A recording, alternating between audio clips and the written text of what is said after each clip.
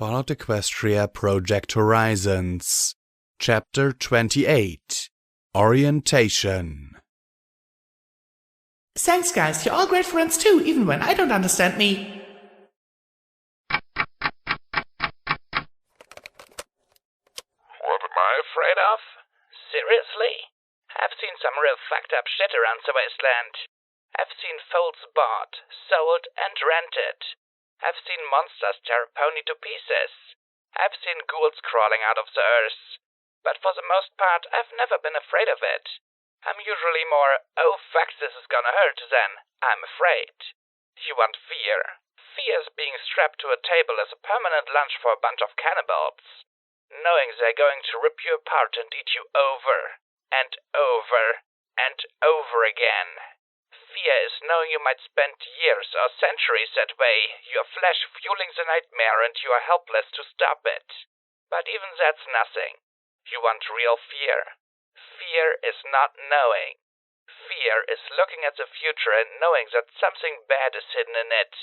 And the greatest fear of all is knowing that the something bad might be you. I'd gladly take a dive through a dragon's digestive tract than face that. Okay, 4 Zodiacs. One of them was a heavy mech, the zebra probably had dangerous sniping skills, and I anticipated some sort of deadly diversity from the bow wielder. The Pegasus... I had nothing. Poisons on the needles? On our side, I was unarmed, my horn wasn't working, my legs weren't working, Rampage was a filly, and Scotch, P21 and Lacunae were unarmed. Well, only one thing to do. Rampage on the zebra, Lacunae, arrows on the big guy, P21, use whatever you have hidden on the Pegasus, Scotch, find glory, arrow is mine. And with a battle cry, I snatched an eating utensil from the table in my teeth and lunged towards the bow-wielding green unicorn. No pony moved as I flopped on my belly with my mouth set determinedly around my weapon. I'll cut your ears off! I swore as I swung my head wildly in his general direction. Every pony just stared in shock as I wiggled towards him. Then Triage's magic enveloped me and I was lifted into the air and dangled in front of her as if held by the scruff of my neck. The Collegiate is the home of the Zodiacs, you half-horned idiot. The blue medical pony told me firmly and with just a hint of exasperation. How do you think we got the caps to run this place? Trust me, sickly ponies is not cash makers. I glared at her, my teeth tightening on the weapon's handle, and she looked at me a little uneasy. And take that spoon out of your mouth. I spat it right in her face as hard as I could. Its impact distracted her just enough to break her magic's hold. Lacunae's purple glow immediately enveloped me and I threw my arms around Triage's neck, pressing my horn to her throat. Now, my horn may be compact, but I bet it's long enough to hit one of those vein thingies in your neck. And since you saved my life like 3 times, it'd be really shitty to kill you, but I'm not going anywhere with them. So, Zodiacs leave. We get our gear, we get glory if she's feeling better and wants to come. Then and only then will I meet this professor. I felt her swallow. For a tense moment, I hung there, wondering just how big of a mess this would be if some pony said no. Then the security bot said in a tinny mare's voice, "Please, back down, Sagittarius. I believe our security will come to see me now, in good faith." The security bot's metal head turned towards me. I glanced up at the indentation my horn was making on the paralyzed Triage and didn't dare nod. Sure. The green unicorn had an arrow trained right at my eye, but he couldn't be sure that I wouldn't take Triage with me. Then he nodded once and the 4 carefully backed out of the cafeteria. Go get our things, Rampage. P21, check on glory, I said as I hovered there in Lacunae's magic. The pair nodded once. If the Zodiacs tried something, they'd have the best chances of surviving and evading. Got me, Lacunae? Easily, though I feel obliged to point out that, typically, heroes do not take doctors that have repeatedly saved their lives hostage. The purple alicorn said wearily. The goddess does not know if she should be impressed or disappointed. Or concerned, but she didn't add that one out loud. Triage didn't say a word till my friends returned. I couldn't find glory, P21 informed me as they dumped my gear on the table. Dusk and the other one are gone too. he continued, clearly worried about how I'd take his news. To be honest, I didn't like it, but I couldn't help Glory myself. Ever since meeting me, her life had been one painful mistake after another. If Dusk could get her back to the Enclave, good. Wasn't like I was going to be around much longer anyway. Now that I had guns, barding, and leg braces, I released Triage. She staggered back, rubbed her throat with her hoof, and stared at me in shock. You would have killed me? Dunno, maybe. I replied as Lacuna buckled the braces on my limbs. I looked at her shocked and hurt expression and pointed to the scar on my chest. You see that? Leo Zodiac did that. Arius burnt me. Heck, even that Virgomare used hostages to try and kill me. That beside the dozens of ponies I've had shooting at me for a bounty. So, having 4 trot in on me like that was not good. Once my friend was okay, you might have pointed out that I needed to talk to the professor. No problem, like to meet her, but springing 4 Zodiacs on me was not a smart move. Lacuna helped me strap the barding on over my braces. Be glad that it didn't go bad. Still, I can't believe that you did that. Triage muttered, flushing. I wasn't feeling very sympathetic at the moment. In case you didn't notice, ponies try and kill me a lot. You didn't take me seriously, so I grabbed what leverage I could. And you're a bit of a nag, I added mentally. Yeah, I help ponies. Yeah, Didipon3 thinks I'm a hero. Me? I'm just Blackjack. And I'll do whatever I have to against any enemy to survive and save my friends. Triage actually smiled. That's the first sensible thing I think I've heard you say. Getting approval from Triage was certainly a mixed sensation. Sort of like Scalpel telling me good job. Armed and armored, the 5 of us walked out. I might not have been a smart pony, but I was no pony's fool. Clearly, my treatment of Triage hadn't endeared me to the collegiate, but I was in little mood to worry about that.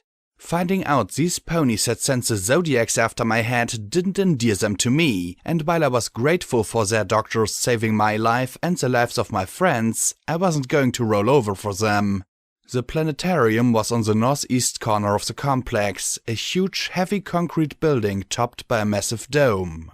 The Zodiacs, with flaming red Aries in her power armor, blue Aquarius Colt, and a soft pink unicorn mare, presumably Virgo, wearing a pip-buck were in attendance.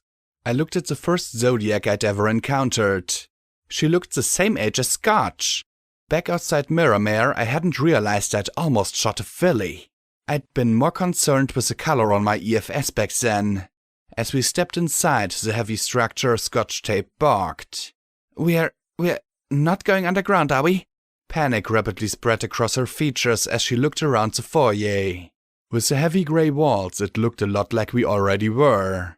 Relax, Scotch, I said, smiling at her. She didn't, but she continued with us. The green unicorn, now without his bow, greeted me with a challenging stare. His eyes took in my weapons. I supposed we'd have to leave them behind to meet this professor. Instead, he looked at Taurus's rifle. I heard you killed Mini Gem and Taurus, he said gravely. Is that true? The question took me by surprise. I could still hear Gem pleading to her twin to go ghosty. The Reaper Deus killed Taurus, Minnie died in an accident, Gem killed herself to kill Deus, I replied softly.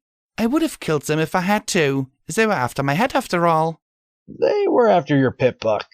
Sure, they might have been a little intense about getting it, but they weren't after the bounty, he explained with a little shrug. Virgo was the only one after the money. She didn't understand why you were different from the others. Kid's a prodigy, but damn thick sometimes. He took a deep breath. We were just wandering. We didn't know. With that, he turned and led us up some concrete stairs. We passed a 2-century-old display. Explore the constellations, get your free temporary magic zodiac cutie-mark tattoo at the gift shop, declared a Twilight Sparkle cutout. How can you use fillies and colts to collect bounties? P21 asked curiously. Rampage did not look happy about that, which was a bit odd to see considering her current apparent age. Because they were willing and able. he replied evenly. We don't just use any pony. This place needs caps just like any other settlement. And they work. Any village has cults. Aquarius can blend in, get intelligence, drug drinks. Kids good like that. Gemini was even better getting in, taking down her remarks. Virgo's more of a special case. She's a Zodiac because her father's a Zodiac. He screwed up his face and added, Sorta. He stopped at a pair of double doors. Okay, Professor's inside. She's protected, so don't try and pull something again. She just wants to talk. All right? I can do talking. I like talking, I said with a smile. See? Blackjack being the calm, civilized pony. Sagittarius didn't look particularly convinced. The door opened into an immense domed chamber. I immediately thought of the Reaper's arena, though this room was still far smaller than that immense space. A dozen tiers ran around the perimeter of the room. Some still had black floor cushions scattered on them, but most of them had been removed for the rest of the junk that occupied the space. In the center rose a massive black piece of equipment studded with hundreds of gemstones that twinkled brightly.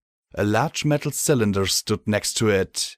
Cables snaked all over the place, and I spotted several pieces of what looked like sand dog bionics. Countless robots ranging from security ponies to sentry bots stood silently on the tiers and around the edge of the central floor, and, in my amber night vision, I thought I could see a telltale stealth ripple next to one of them. I love this part, Rampage muttered to Scotch Tape. The olive filly shrank away from all the mechanical devices surrounding us, chewing on her bottom lip and fidgeting with her goggles. The lights suddenly dimmed and the massive machine in the center lit up and slowly rose into the air. From the counter's gems emerged a million points of light that splashed against the great dome overhead and formed slowly into a starry sky. Unlike the arena's enchanted ceiling, this projection looked deeper. Still, I couldn't help but feel these little motes to be somewhat lame. They just didn't match up to those tiny lights I'd seen in Mary Pony's memory. Wait a minute. The stars were moving, slowly, then flying off the ceiling and drawing together into an immense glowing unicorn head floating in the air above the central machine and staring down at us. A booming voice echoed throughout the chamber. I am the great and powerful Professor Zodiac, mistress of the mechanical, lawkeeper of legend. Look upon me and tremble. Scotch Tape gave a little shriek and dove under me, shaking as she hugged my hoof. P21 kept backing up towards the door. Lacuna was staring at the image in mild confusion. Rampage, however, just grinned as she looked up at the starry head. I looked down at Scotch and scowled, then levitated out my shotgun and turned back to the floating head. Yeah, well, I'm Blackjack, so tired and annoyed, so turn down the volume and turn up the lights before I start sharing my bad day. I bellowed up at her as I racked around into the chamber. She blinked in shock, and then the stars almost instantly scattered back into their original positions. The room lights came up a bit, the volume dropped to a normal level, and from the device in the center flickered rainbow beams. They formed into a middle-aged, normal-sized silver mare with glowing white eyes who scowled at Rampage. Ah, you told her, didn't you? There was something off about her, though, besides her being a glowing, translucent projection. Was it her face? Her tail? She looked just odd somehow. Rampage fell back, laughing. I didn't say a word. I knew Blackjack wouldn't fall for the great floaty head of doom routine, Zodiac. That's 50 caps you owe me. The ghostly mare snorted, and one of the security ponies trotted over to Rampage. A little door opened, and out tumbled a hoofful of caps. Here, hold on to these for me, Blackjack, she said as she dumped them in my bags. I noted that my pip bag counted only 45 caps. The flickering, ghostly silver mare looked at me and snorted softly. Fine, again without the showmanship. I am Professor Zodiac, head of the collegiate. I was hoping to talk to you earlier, but you just trotted right out of here. Wanted a word with you before you left again. About what? I asked sullenly, suspicious of flashy ponies wanting things from me. and I just knew it had to be something to do with a program in my pip bag. Your bill. She replied. We utilized a considerable amount of limited supplies, time and resources to restore you and your friends. You in particular. She said with a grin, pointing a hoof at me. More than we would have for any pony else. Certainly more than we would have for free. I blinked and considered the caps we'd amassed. How much do you want? I think we can swing a few thousand. Oh, you used enough dealing material to well exceed that. Our trip to the boat cost about 5,000 caps.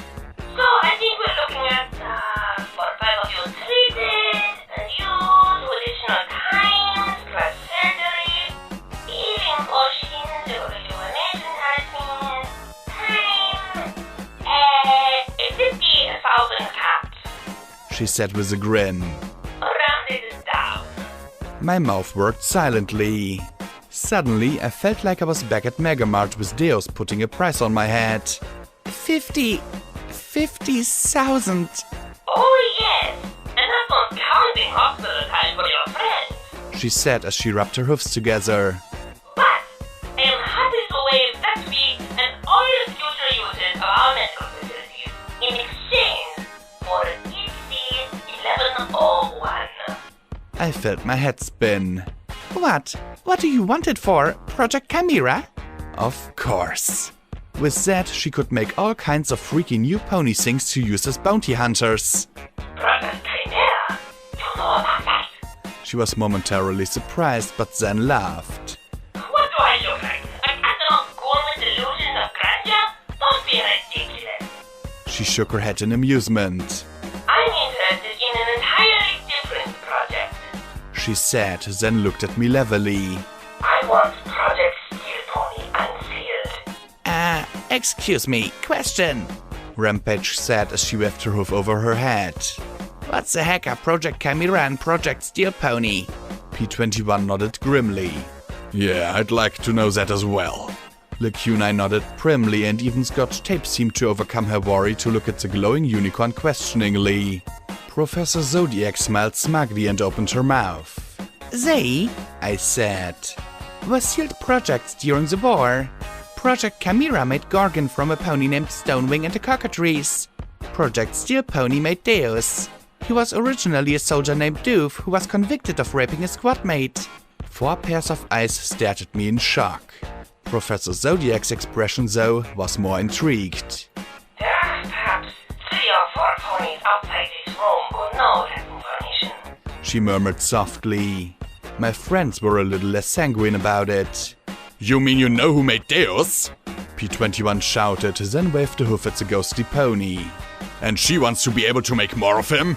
Gorgon was one of the few Reapers I liked. What do you mean he was made that way? Who? How? Why? Rampage demanded as she grabbed my head to look me in the eye. Was that monster in the tunnels from the project stuff? Scotch Tape asked as she tugged at my leg. The goddess wishes an immediate explanation, Blackjack. How is it that you came by this information? Lacuna said imperviously and in full goddess mode despite her expression of discomfort. I looked from one to the next, my head spinning. Well, I must have told you. Didn't I? I looked from one to the next. I've told you about Goldenblood, so You never told me you found out what Chimera was, P21 said with a scowl. And the only time I've heard you mention Goldenblood was when you told me he was up to something. I thought you were referring to Sanguine, but you were so focused on helping Glory I didn't press you. Zodiac chuckled softly. Well, security, it looks like you've got some explaining to do. But first things first. Now, as I was saying, I can take all debt and worry off your hood in exchange for EC 1101. A robot approached, 2 mechanical arms ending in pip-back removal keys. I was so overwhelmed that I landed firmly on my butt. My friends were pissed with me, and now I owed more caps than I could imagine. I wanted to scream. I wanted to hand it over along with all my questions, worries and annoyances.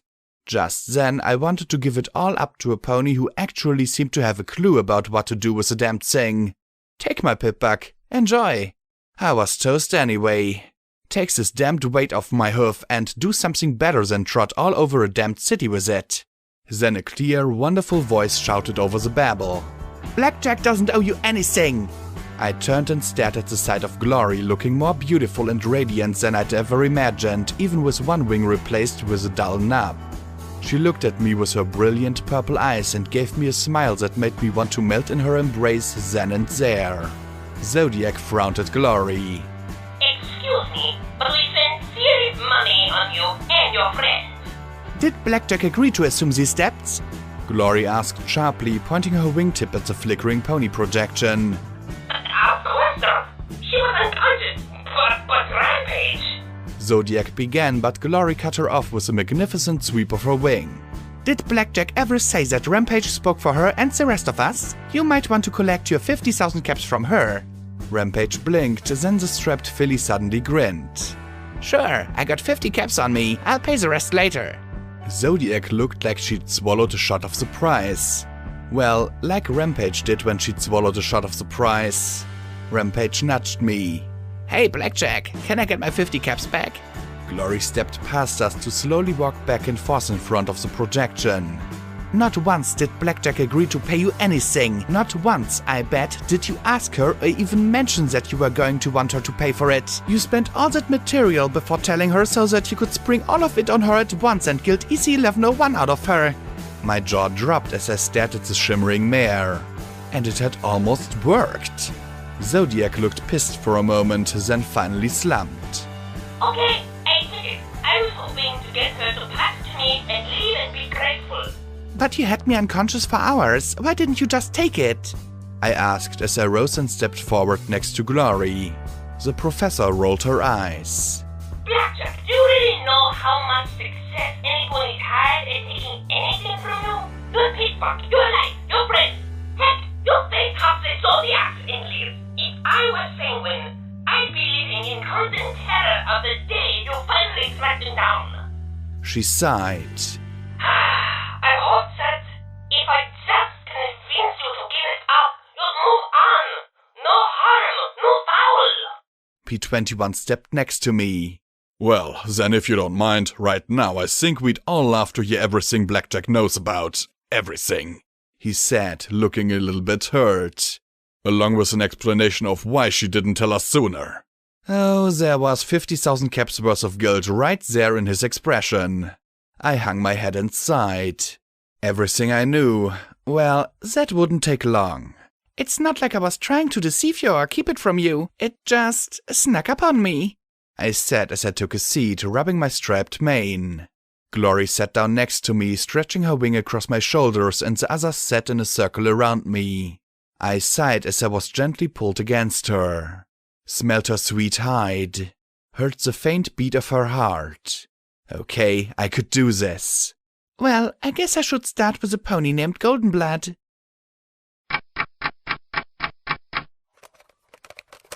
How do I feel about Blackjack? Do I have to answer? Okay, she's not going to hear this, is she? 'Cause, I don't want to say anything bad. Okay. Blackjack is scary. I don't really mean that I'm scared of her. I mean, I am, a little. But I know she's not a bad pony. She cares. But Blackjack, I think she's a little bit crazy. She left the stable, which was crazy. She came back, which was crazy.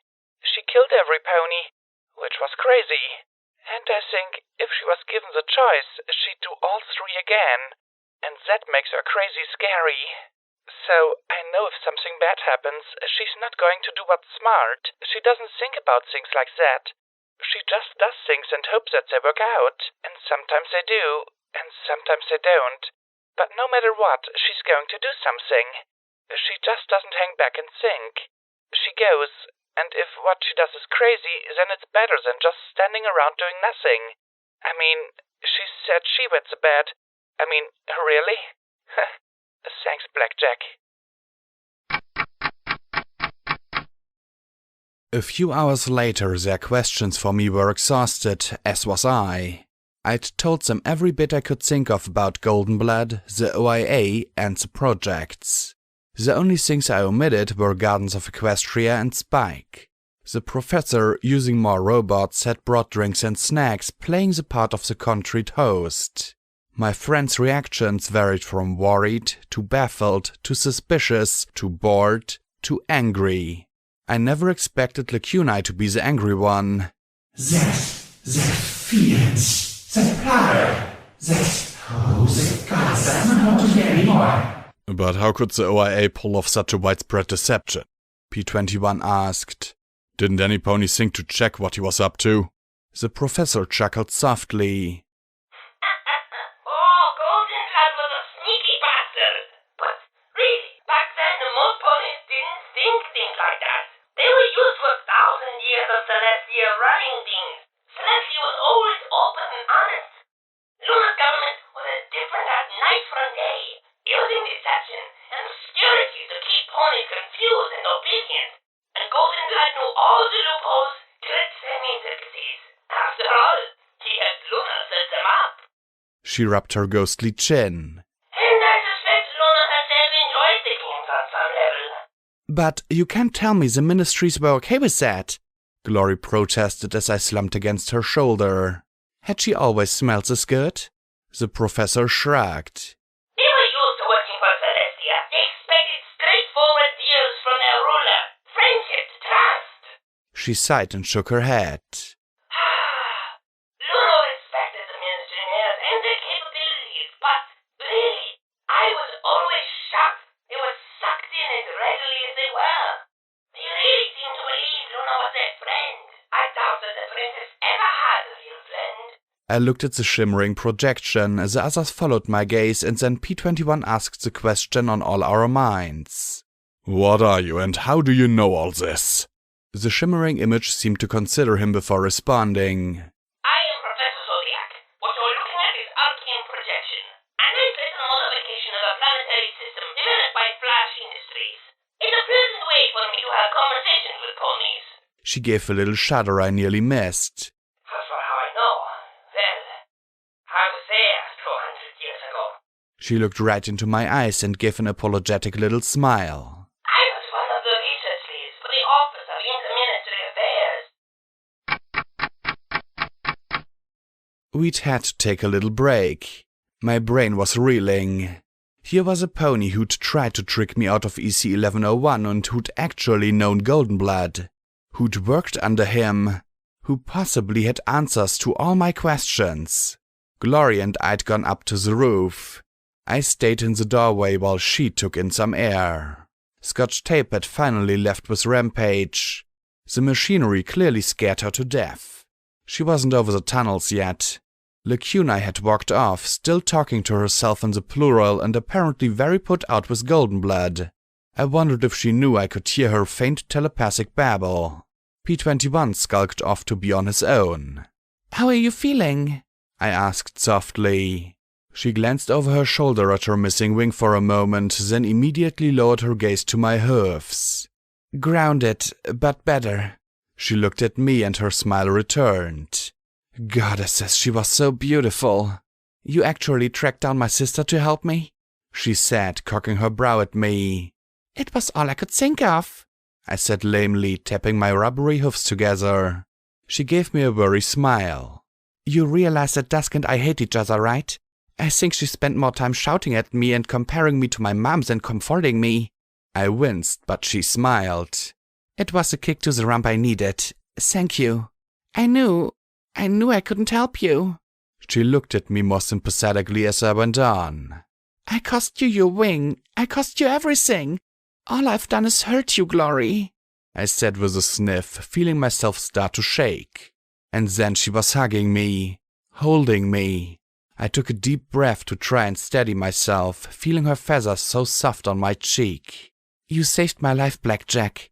Again and again. I don't blame you for my wing. She drew back enough to look me in the eye and smiled. Not telling me about Goldenblood and the project, so... I'm sorry, I repeated for the 20th time. I really didn't mean to keep it from any of you. It wasn't a big secret. It wasn't a big deal at first. Just sorta cool secret stuff. Stuff that happened 2 centuries ago, but then I found out about Chimera and other projects. Saw Goldenblood's memories. It all sort of builds up around me. Well, she said, relaxing a little bit. I think Lacuna is even more upset. I think you managed to offend the goddess big time by not mentioning that Sanguine has Chimera. Then Glory looked me in the eye, stroking my cheek under my eye patch. And how are you doing? Me? I felt a cold shiver along my smile and lied with every bit of effort I could. Fine, never better, just great. They fixed me up as well. I felt my grin become so tense that it felt like it'd snap. She looked at me like she was about to cry. Finally, I slumped. You know, huh? I was there for part of the procedure, while they had you open, Glory said softly. Oh, I sighed softly, hanging my head a little. And do I really look that bad inside? You really do, Glory said softly as she stroked my cheek. Your organs are in bad shape, Blackjack. Triage told you? Clearly she shouldn't have, from the look on Glory's face. I grinned. Oh, about the whole 6 months thing? Never tell me the odds. As I said, I grinned back at her. I'm sure I can pull it off. Like a year. I was grinning, right? No big deal. Smile, damn it. Damn it. My head slowly bowed as I started to shake again. She put her hoofs around me as I pressed my face to her chest as a sob broke out all at once as the inexplicable truth crashed through me. I was going to die. I was going to die. Without Glory's suffering and the Zodiacs and the Professor to distract me, there was nothing I could do to avoid facing it. The taint inside me was going to twist my body up more and more until finally something critical failed. Better if I blew my brains out now while I was still whole and healthy. Better if red-eye slavers had killed me. I could almost feel my insides churning up, my sick and diseased heart beating slowly. My braces clacked as I hugged her close and sobbed against her again and again. I hated it. Hated these tears. But I couldn't stop. It's not fair, I gasped. I shook with each new spasm of tears. I wanted to save Mom. I wanted to save Midnight and everybody in 99. I wanted to save you. Have kids someday. Have a life. I found something to live for, damn it. I said, my voice hoarse and choking as snot and tears seemed to flow equally. And now I'm just going to die? What the fuck is happening to me? What the fuck does it take for me to get a fucking break? To have something fucking good happen? Anything! I yelled into her chest. I'm sick of it! I used to think that there was a bottom to tears. That eventually you just couldn't cry anymore and then you'd feel better. But now I knew better. Whatever strength I'd known facing the Zodiacs was a lie. My confidence was a front. I was going to die, and it was going to be a bad death. And like that, I was falling into a pit from which there was no escape. Then I felt Glory's tears falling on the back of my head. I'm sorry, she whispered softly in my ear. I'm sorry I can't help you. I wish there was some pony in the wasteland I could find to help you. I closed my eyes. What was I doing? How could I be crying and pitying myself like this now? It wasn't fair. No, it wasn't fucking fair. It wasn't fair that Glory had lost her wing. It wasn't fair that P21 had been raped. It wasn't fair that Scotch Tape was an orphan, that Lacuna was a dumpster for a goddess's insecurities, or that Rampage had been denied her own identity. None of it was fucking fair. Am I trying to turn us into the deadliest band of angsty, whiny ponies in the wasteland? Maybe. Despite everything, I finally put a lid over that pit inside me. Right now, Glory needed me to be strong. I sucked at being strong, but for her, somehow, I pulled myself together and wiped the tears from my eye to look at her. You do, Glory. Every second I'm with you, you make things better. Makes them easier. I couldn't do this without you, I said as I looked into her eyes. Our brows touched. Our lips did the same. Sweet Celestia, how I missed this. I was going to die, but at least I wouldn't be dying alone. So, am I forgiven? I asked as we trotted back down to the planetarium. She smiled. Dusk may be an infuriating mare who tried to kill me, but she said that any pony who'd do what you did after the stable shouldn't be touched with a 10-foot cloud. Unless she did what you did when you found out how hurt I was. She gave my rump a nudge with hers. Then you should probably get another chance. She had a weird little smile. And why was she blushing? I always liked Dusk, you know, I said as I trotted along, my braces clattering. She also said that you were a terrorist and an idiot and would probably get me killed, Glory added. I cocked my head, thinking about it for a moment. Nope, still like her. I glanced at her and, of course, risked injecting a cloud into the discussion. Did she have any news from Thunderhead? Glory sighed and nodded. Yes, most of it mixed. Dad refused to resign, challenging my confession. I'm MIA at the moment, since my remains couldn't be magically analyzed. So technically, there's a warrant out on me. Lambent and Lucent were both pretty upset by it all. She looked at me and asked in concern, Do you know anything about a surface pony named Red-Eye? I know he took over Paradise. Apparently the stable dweller is fighting him. I had images of magical unicorn power armor striding around, firing death beams from its horn. Bzz, bzz. Well, he's got the rest of the Enclave stirred up. And apparently they're very upset with Thunderhead. They're blaming the volunteer corps for drawing attention. And I suppose they have a point, Glory said with a sigh. Even if DJ Pond 3 barely mentions us at all, most ponies wouldn't even think of us if it wasn't for the volunteer corps.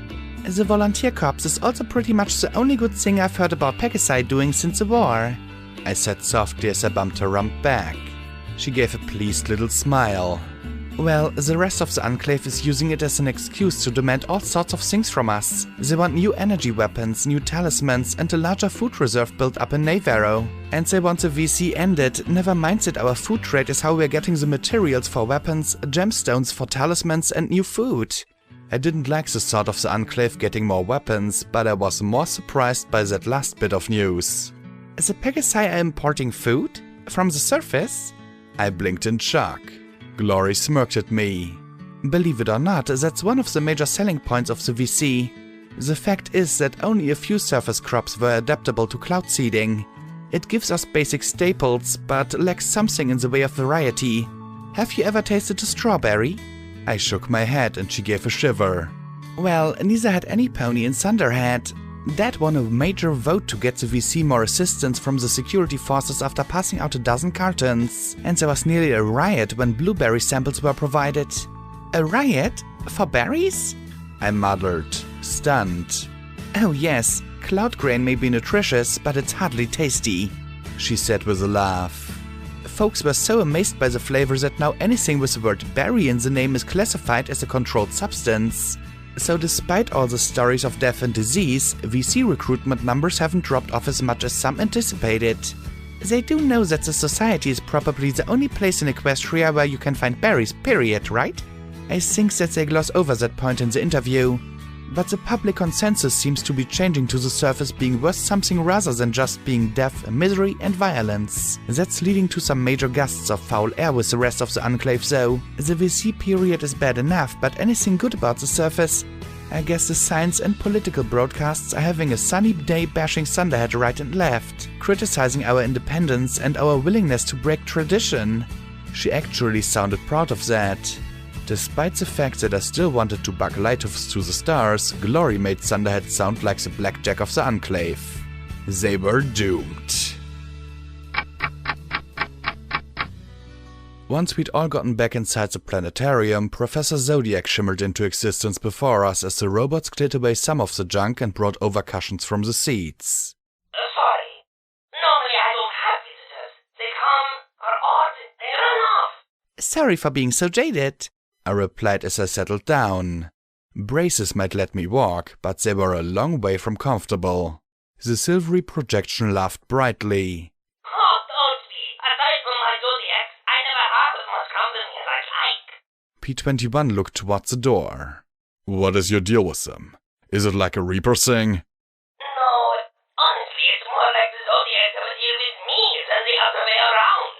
the professor replied softly. Many ponies have come here for help. We'll do what we can. Take what payment we make and send them on their way. A few, however, stay. The Zodiacs are 12 ponies who see themselves as, I don't know, nice, I suppose. But their activities abroad are as bounty hunters, bringing in caps we need. Here they protect the courageous. This is their castle, and I'm their prince. I don't command them so. Zodiac Knights.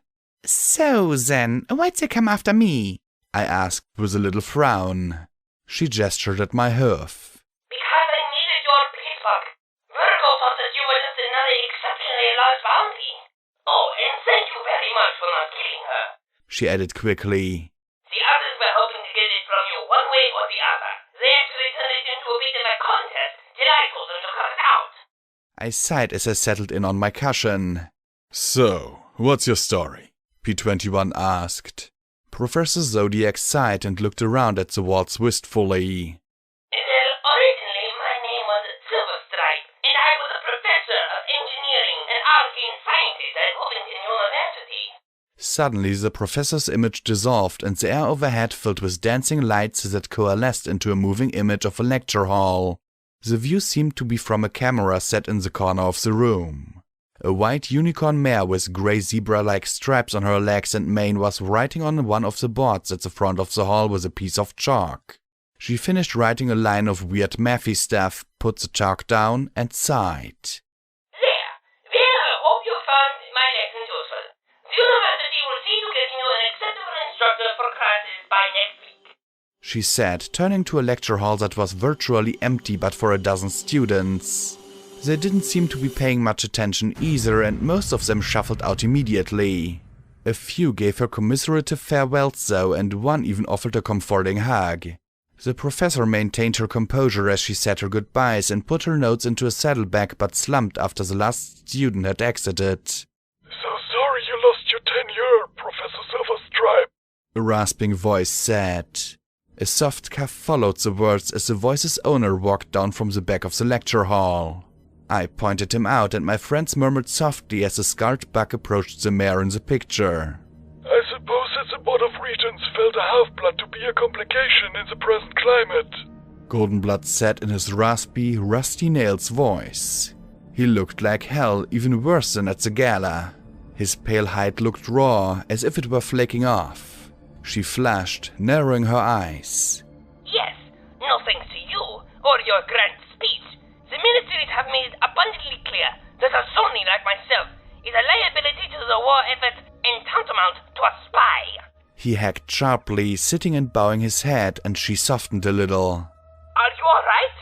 There are apparently several ponies in the Ministry of Peace answering that question. I'll be fine in a moment, he said, catching his breath. The scarred buck then leveled his golden eyes at her once more. I sympathize with your predicament, Professor. No pony or Zony should be discriminated against for their lineage. I have some personal experience in that regard. And more, I saw her relax. Well, regardless, the ministries have made it abundantly clear I am not trustworthy, she said as she slipped on her saddlebags. So, whatever they desire of me, I can assure you the ministries will not approve. Your father is Dr. Propros at the Rome Academy of Science and a part of the Caesar's cabinet. Your mother is the aunt of a ministry mayor.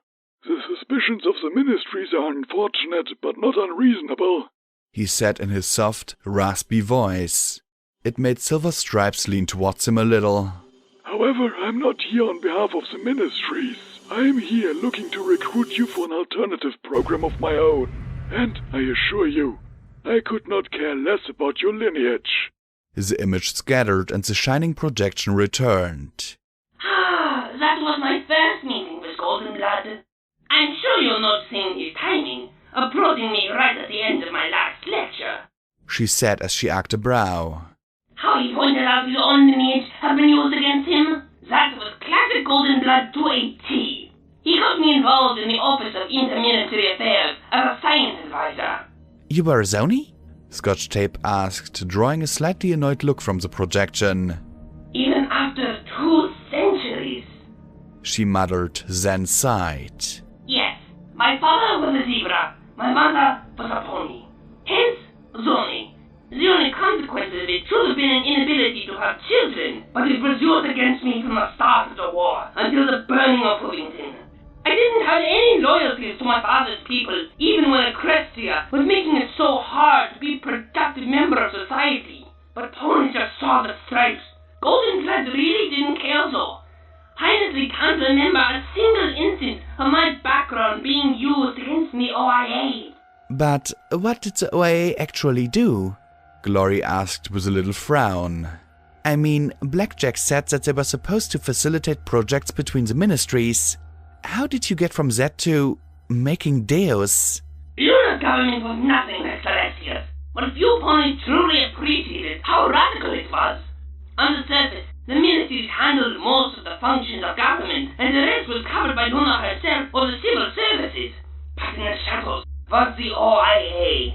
It did what it was supposed to do. Let the ministries work together on projects more easily, but it also got things done that couldn't have been done otherwise. Sometimes the ministry mayors would have a project that simply couldn't be done in public view.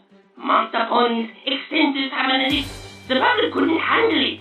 So the OIA, ignored by or unknown to the public, was tasked with developing these projects in the shadow of their fruition. She gestured to herself. I was involved in some of the technical aspects of Project Steel Pony and Project Eternity.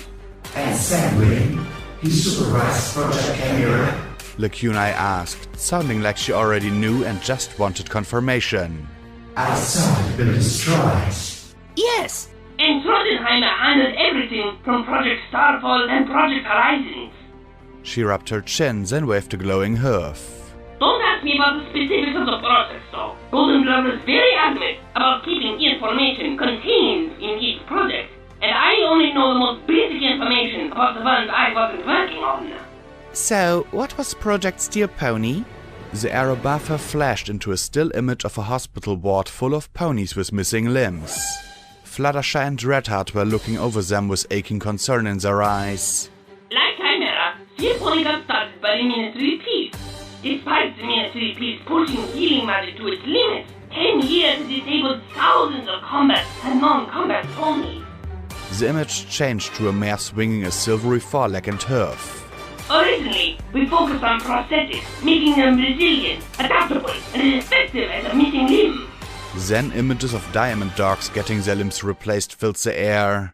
Eventually, most of the research was done in Hoovington. Reconstruction and the battlefront gave us a constant supply of needy test subjects. Then we had soldiers wounded in battle who returned from the war and found themselves more efficient than before. The overhead image showed steel-legged ponies smashing zebra soldiers in brutal hoof-to-hoof combat. Suddenly, the emphasis on Steel Pony wasn't just replacement, but augmentation. But that pushed things further than Fluttershy or Applejack were comfortable with. It's one thing to want to protect ponies, it's another to turn a pony into a war machine. The image overhead showed Applejack and Fluttershy shaking their heads gravely at a solemn golden blood and a frustrated-looking silver stripe. The image disappeared and Professor Zodiac grinned at us. So, we continue it anyway. You what? P21 blurted. How? I mean, it had to take money and materials and some ponies should have caught on. The professor shrugged. Golden Blood was related to royalty. He never had problems paying for materials. I don't know where the money came from, but he always paid his bills on time. I frowned. Had Goldenblood been fantastically wealthy in addition to a sneaky bastard? Could even a fantastically wealthy pony's money have covered all of the OIA's secret expenses? Zodiac seemed to take our silence as a cue to continue. We thought that if we introduce the augmentations gradually, the ministries would accept them. We started with animals before working on non-ponies, and then ponies themselves. Tooth was our first fully augmented battle model, and it exceeded our wildest dreams. Another moving image took shape overhead, this one showing Deus being dropped literally from a skywagon onto an enemy tank. He landed like a multi-ton cat, smashing an indentation in the turret's armor and proceeded to blow apart the enemy lines. Some of the zebra hoof fighters inflicted considerable blows in his armor, but they repaired themselves before my eyes. Heavy weapons tried to blow him apart, but he was either too tough or too fast for them. Eventually, the zebras scattered. I suppressed a shudder. If it hadn't been for all the munitions blowing up in his guns, could we have ever beaten him? Then he started raping the survivors.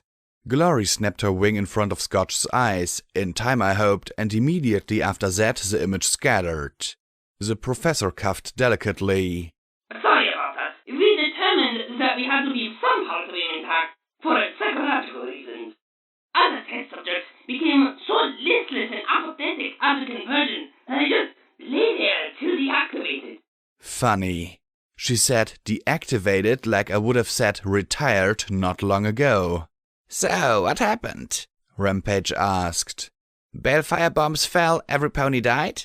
She shook her head with a sigh. Nearly, but not quite. Towards the end, the OIA went too far. Goldenblood did something that pissed off Luna immensely. She removed him and put Horse in charge. But the fact was most of us were loyal to Goldenblood. That thick Trueblood was the only one who sucked up to Horse. And Goldenblood had made damn sure that all of us were integral to the OIA. Horse wanted to fire all of us, but he wouldn't have an OIA left. If he'd had a year, he would have cleaned us out and put his own ponies in charge. But as fate would have it... She made a gesture. The next moving image that shimmered into being was of a city. A massive city far larger than even Huffington. Balloons of Pinkie Pie floated in the air as if looking for naughty ponies. It looked like a perfect, calm, blue skies day around noon. Normal, like life was supposed to be. The viewer was standing in a posh cafe far up in a fancy building. I glanced at my friends as I stared up at the image of life before the bombs. I was the only one amongst us, with the possible exception of Lacunae, who'd really seen it before. Well, if you counted memory orbs. Scotch seemed astonished at the sight. P21 looked pensive. Glory's expression was mixed, but then she'd grown up in a civilized world with a view of the sky.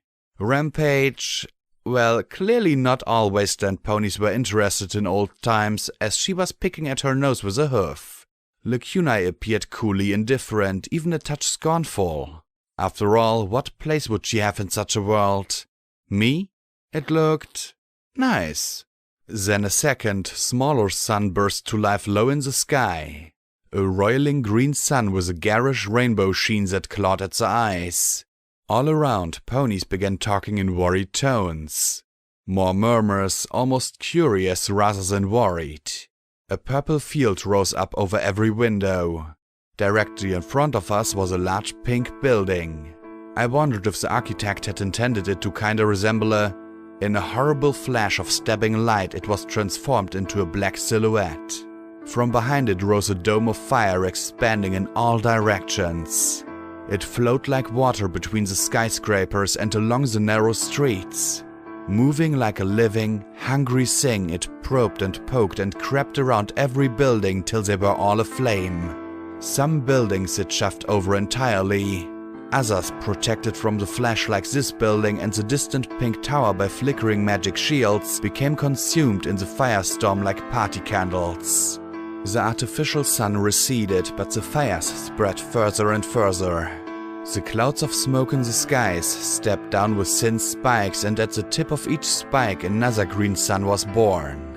No moon rose above the opposite horizon in that artificial twilight, a darkness punctuated by bursts of terrible light and fire. No pony in the cafe screamed, talked, moved, not till one turned away. Then another. Babble, screams, cries and sobs. Reality, such as it was, reasserted itself. The image flickered away. Professor Zodiac hung her head as she said quietly, I survived in the Manhattan MAS hub, along with everyone else fortunate enough to be inside the tower when the world ended. She looked a little pained. At first, things were as good as could be expected under the circumstances, but my OIA affirmation and serenity made my place in the Twilight Society rather difficult. I put up with it for a while, but eventually decided to leave and try and find a new home for myself. Fortunately, my augmentation gave me quite an edge. I I ended up falling in with a group of others with roughly the same idea. And after some time spent wandering what used to be Equestria, my friends and I dared venture into Huffington. Twilight Society? What was... Excuse me? Glory said with a frown. Your augmentation? Oh, well... There was a hiss next to the projector and the walls of the metal cylinder peeled away to uncover a glass tank within. I wasn't just in charge of Project Steel Pony, she said as we stared at the contents of that jar. In the hazy water was a pony, technically a zoni, flayed off its skin and missing 3 of its limbs. Wires and tubes snaked in and out of the carcass and into a port in the floor. Tangles of wires emerged from empty eye sockets and missing ears. And maybe it was just me, but the corners of the ragged mouth curled in a smile as the projection declared, I was also a client. And that was when Scotch Tape started screaming.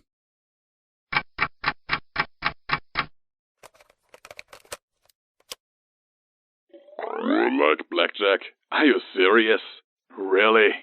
Fine. No, I don't like blackjack. Because every second I'm around her, I'm reminded of a place that hurt me. Because every time I think I'm over it, she does something to remind me of how much it sucked. She's a walking, talking reminder of everything that I hate. Sometimes I don't think that I'll ever be over it till she's dead. But no matter how much she hurts me, I know it's nothing compared to how much she hurts herself.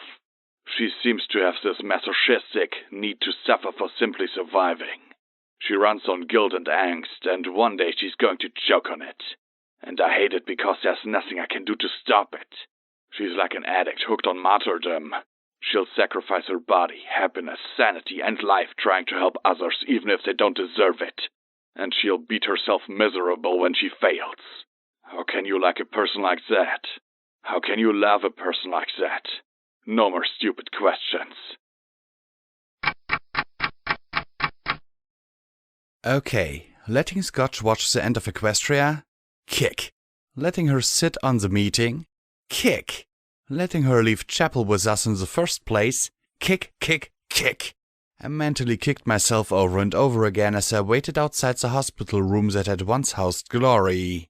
I suspected that at this rate they were going to name a wing of this place the Blackjack & Co. Trauma Wing. Maybe 2 wings.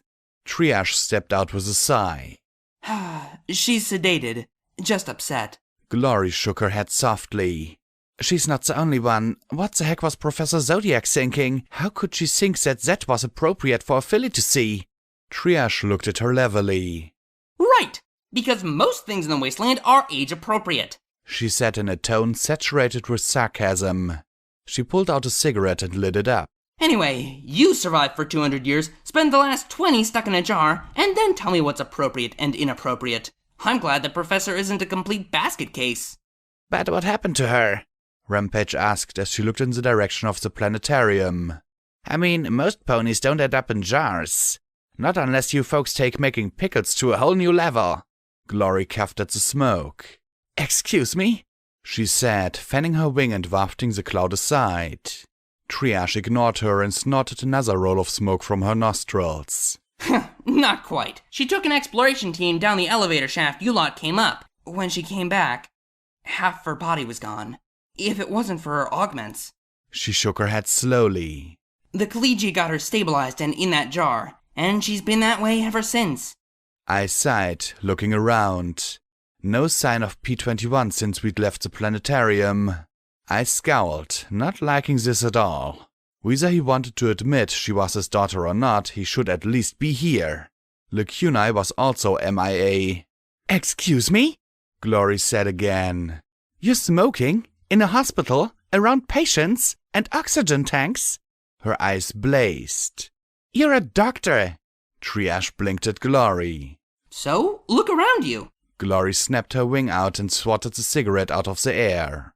Triage scowled. What are you, the last Ministry of Peace inspector?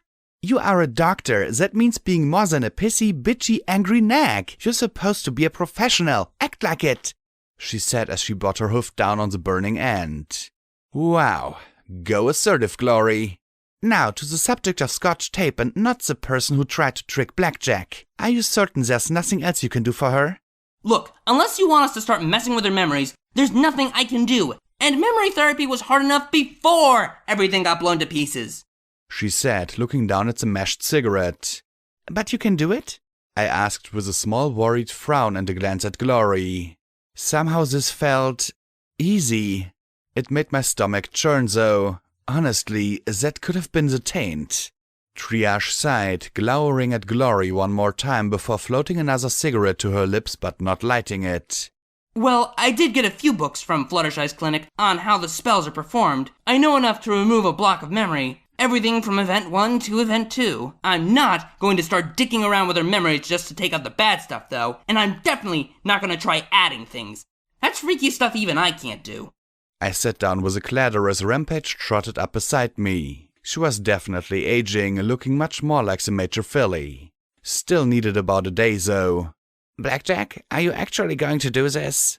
I don't know, I muttered. Triage rolled her eyes. Well, let me know when you know. I'll be outside finishing my unprofessional cigarette. Rampage watched her leave. I think she's angry about losing her cigarettes and nearly having your horn through her throat. Personally, I could do with a shot or two of Wild Pegasus.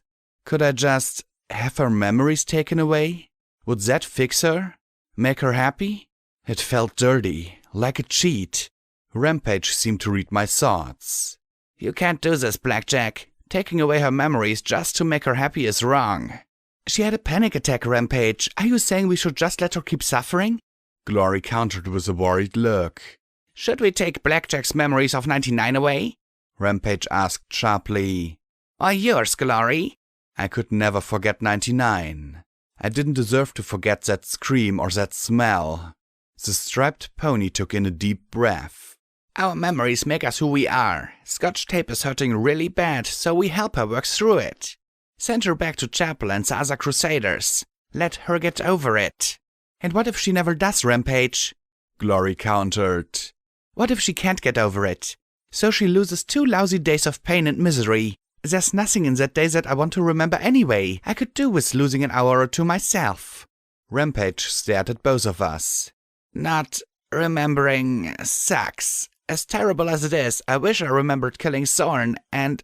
She closed her eyes and swallowed hard before continuing. Because it would feel like I actually did it. Then my guilt would be justified, but I think about it and all I remember is crying and then... nothing. And next thing I remember, Blackjack got me disintegrated and every pony was pissed and Thorn was... She grit her teeth. I'd give anything to remember so I could understand why. Glory sniffed and rubbed her nose with her wing before resting her hoof on Rampage's shoulder. It's not the same. Scotch didn't do anything in that time but experience monstrous things. She's not losing anything. I slowly pulled myself to my clattering hooves. There was only one way to deal with this. I trotted across and tried to use my magic to open the door.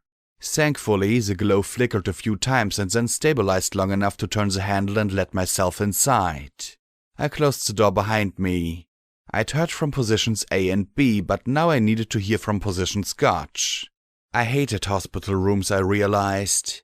I hated the equipment that told you second by second if you were living, more or less.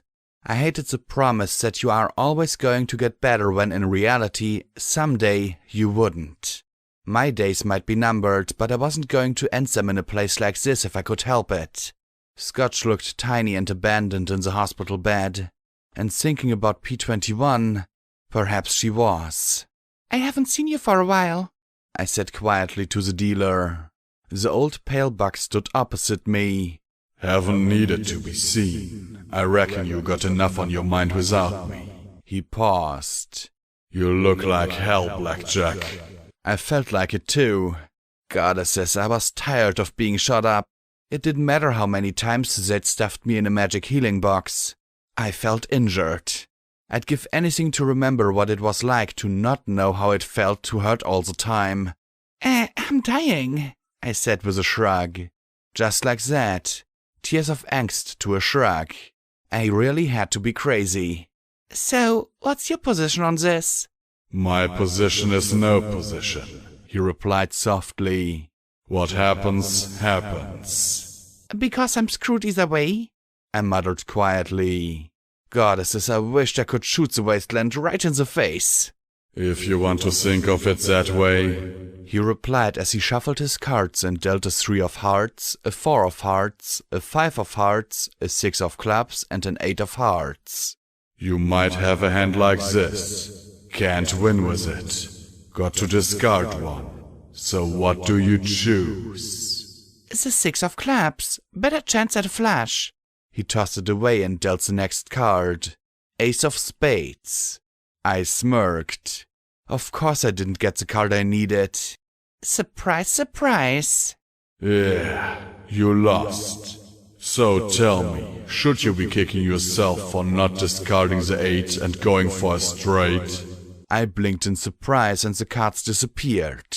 You want to do the right thing because you're afraid that, if you do the wrong thing, she'll suffer for it. Celestia wanted to do the right thing. Twilight Sparkle wanted to do the right thing. Even Golden Blood. But no matter how you analyze and predict, the fact is, sometimes you just lose. And you have to deal with it. Dealing with it isn't looking back with regret for making the wrong move. Yeah, but she's just a filly, I murmured softly. A filly who was watching me with a look of confusion. Sedated didn't mean unconscious. Right. She was looking at me with more than a little worry, which was probably not unjustified. I smiled, rubbing the back of my head. Sorry. Just talking to myself. Me and my crazy me. Okay, she wasn't smiling. I sighed as I trotted to the side of the bed. I'm sorry, Scotch. He's not coming, is he? She whispered.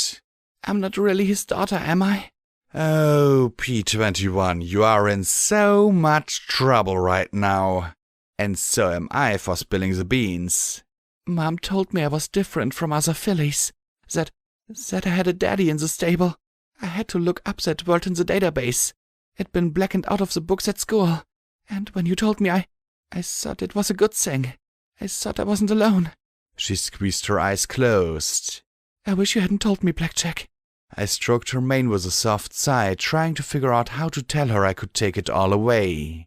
Or if Rampage was right and we should just help her struggle through, painful as it was. I stroked her mane gently. Don't worry about it. You'll be fine. No, I won't. I can't look at a wrenched dragon without wondering if it's going to move. I saw that thing in the jar and I thought she was going to eat me. I loved working on machines. I do. Mom taught me how to fix stuff when I was just a foal. If something in our quarters broke, she'd show me step by step what went wrong and how to make it work. She shook her head. Now I think the machines are going to eat me. Damn it. For once I'd like the wasteland to be, here's a nice and easy choice, Blackjack. Door A with fluffy bunnies and carrots, or door B with spikes and landmines. Oh, tough call. Just try and rest. The doctor will check up on you in a bit, I said quietly. She didn't say a word, closing her eyes again with a miserable little sniff. I wanted her back in chapel now, with fillies her age, fixing up the place, playing with Allegro and Adagio, having a better life than any other filly in Equestria. But this wasn't Equestria. This wasn't even the stable. This was the wasteland, and I should just be happy she was alive. But I wanted to give her more. What was the price of peace of mind in the wasteland? Could I give her that? That indulgence? How could I not? I told Triage what I needed. She couldn't care less either way. I could have asked her to cut Scotch's tape off and stick it on a spike, and she probably would have. She just made sure I understood that she'd be erasing everything from the tunnels to now. The story would be that she was injured in the tunnels. Glory nodded. Rampage muttered a whatever. Both would be present while Triage did the spell. That left P21. Unfortunately, I had no idea where to find him, until I glanced out a window and was amazed to see him sitting with his back against a dead tree in the muddy quad as the rain drizzled down. I trotted out to him, but slowly as I got a good look at him slouched there. I knew that slouch. He had a barely touched bottle of wild Pegasus and an empty syringe of Medex next to him. I guessed his leg still bothered him. I thought this stuff was supposed to make you feel good, he said as he nudged the bottle with a sour frown. Just makes me feel sick. You get used to it, I replied as I carefully levitated the bottle. You mind? He groaned and gave a dismissive wave of his hoof. I pulled the cap off, took a pull, and then looked down the neck at the amber contents. It was like looking into a glass well of piss. I felt like I'd stepped across a mirror in that hole underground and now nothing was right. Glory had one wing. Rampage was pissed. The goddess was back in spades. And I'd lost my happy friend for this blue lump. Scotch tape? He asked softly as the rain paddled around us. I tried to assemble a response, feeling that dull glow starting in my gut. Thank the goddesses for that. Asked for you, I replied, seeing him wince in response. You don't have to worry about it now, though. Triage is altering her memories. As far as she's concerned, you're a stranger now. I always was, he replied crossly. I never wanted to father her. He scowled at me. I snorted and took another drink, making his frown increase. Then I stood and started for the planetarium. I never had a choice, he shouted at me. I rounded on him. Yes, you did. Maybe not in '99, but you had one now. Maybe it was the rain or the booze, but right this second I wasn't taking it. You could have been something to her. You could have at least been nice. I hissed at him as I glared. She never wanted to lose her mother, home, and every pony she knew. Damn it, you could have at least tried. He closed his eyes and laid his head back against the tree. He looked like a corpse. I sighed. What was I trying to do? Make him feel even more like a shit? I could still see that mark around his throat. Even P21 had a limit. I sighed. Well, now you don't have to worry about it. If you want to be her father, you tell her yourself. You don't? Don't. I floated the bottle back into his hooves. Take it from a booze pony like me, P21. If you're gonna drink, don't do it out in the rain. Hangovers are bad enough without adding a head cold to the mix. And with that, I turned again, leaving him under that dead tree and the hard, cold Huffington sky. So, if you were involved with Project Steel Pony and Eternity, what was Eternity all about? I asked as I sat in the planetarium. I still had questions and a choice to make. Eternity? The flickering image said sourly. She'd been scanning the ruins to the east with some sort of bobbing sensors on top of the building, letting me get a look at the activity around the skyport. I'd half hoped to catch a glimpse of Lighthoofs there. Eternity was a complete flop. Rarity micromanaged the project into the ground and wouldn't let me get past setting it up in Hightower Jail. The error buffer came alive, showing a number of pages of text that made little sense to me. Why was Rarity managing it? Was it related to Image? If it was related to Image, Rarity wouldn't have needed the OIA. She would have just done it herself. She sighed and mused, more to herself than to me. A way to keep a friend safe forever. Forever. Sounded nice. Better than 6 months. What's it like? I asked softly as I fiddled with my leg brace. She looked at me in surprise and a little confusion, so I elaborated. To live longer than any pony, I mean. Professor Zodiac smiled sadly. I want to go to a Pony Joe's and get a chocolate-dipped cinnamon ring with extra sprinkles. I know they don't exist anymore. Haven't for 200 years. But there's a part of me that's always back there.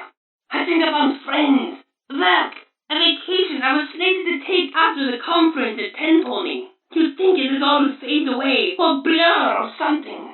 But it doesn't. It just gets stretched out. But how do you deal with the pain?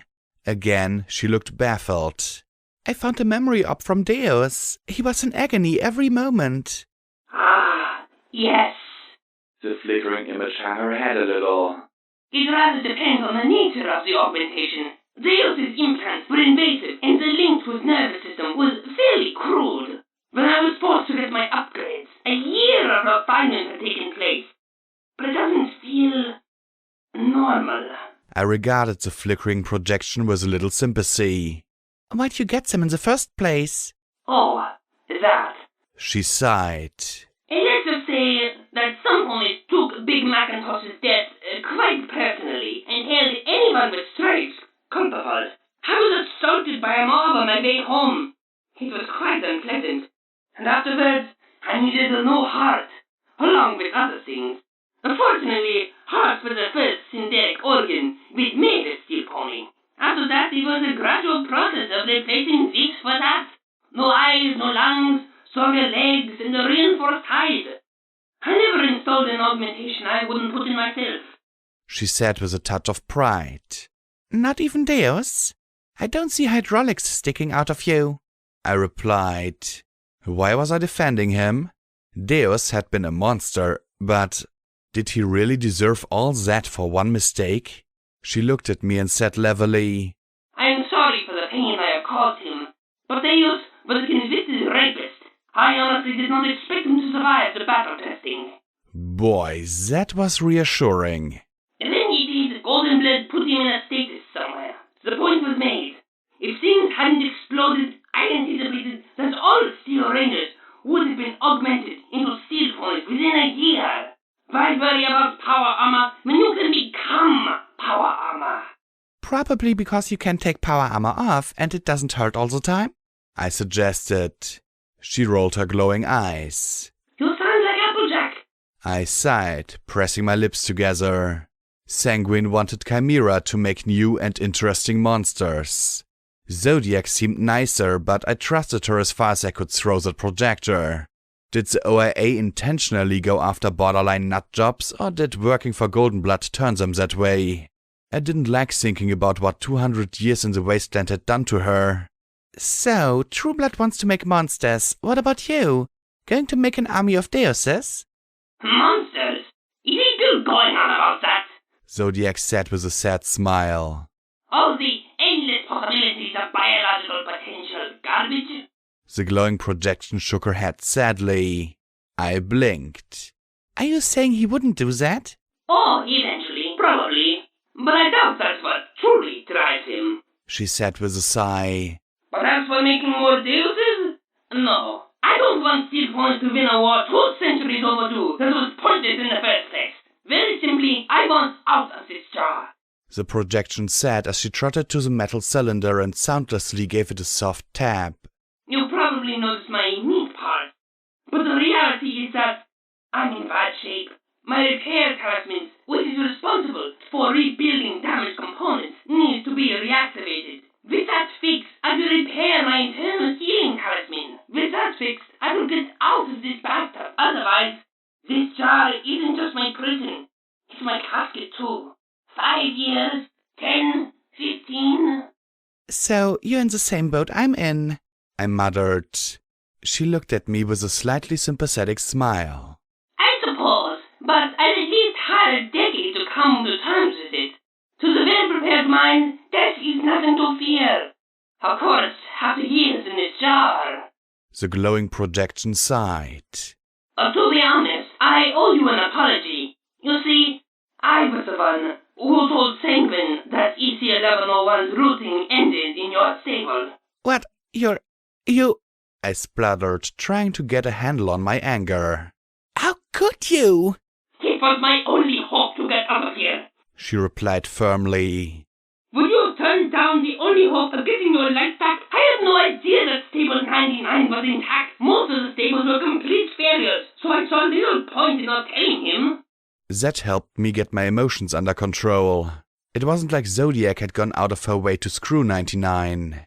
He gave me the usual sales pitch. Find EC-1101, use it to force open Chimera and Steel Pony. So 6 months ago, I tracked down the data path with the help of the Collegiate. Of course, as soon as I told him where to find it, he cut off contact.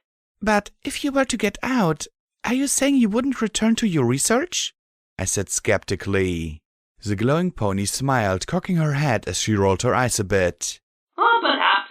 But it would take years to set up no augmentation production. Maybe a decade to get production scaled to the point where I could help the wasteland. She sighed softly. Funny. When the 6 of you came out of here after so long, I was so eager to return and find out what became of the OIA and Steel Pony. She shook her head.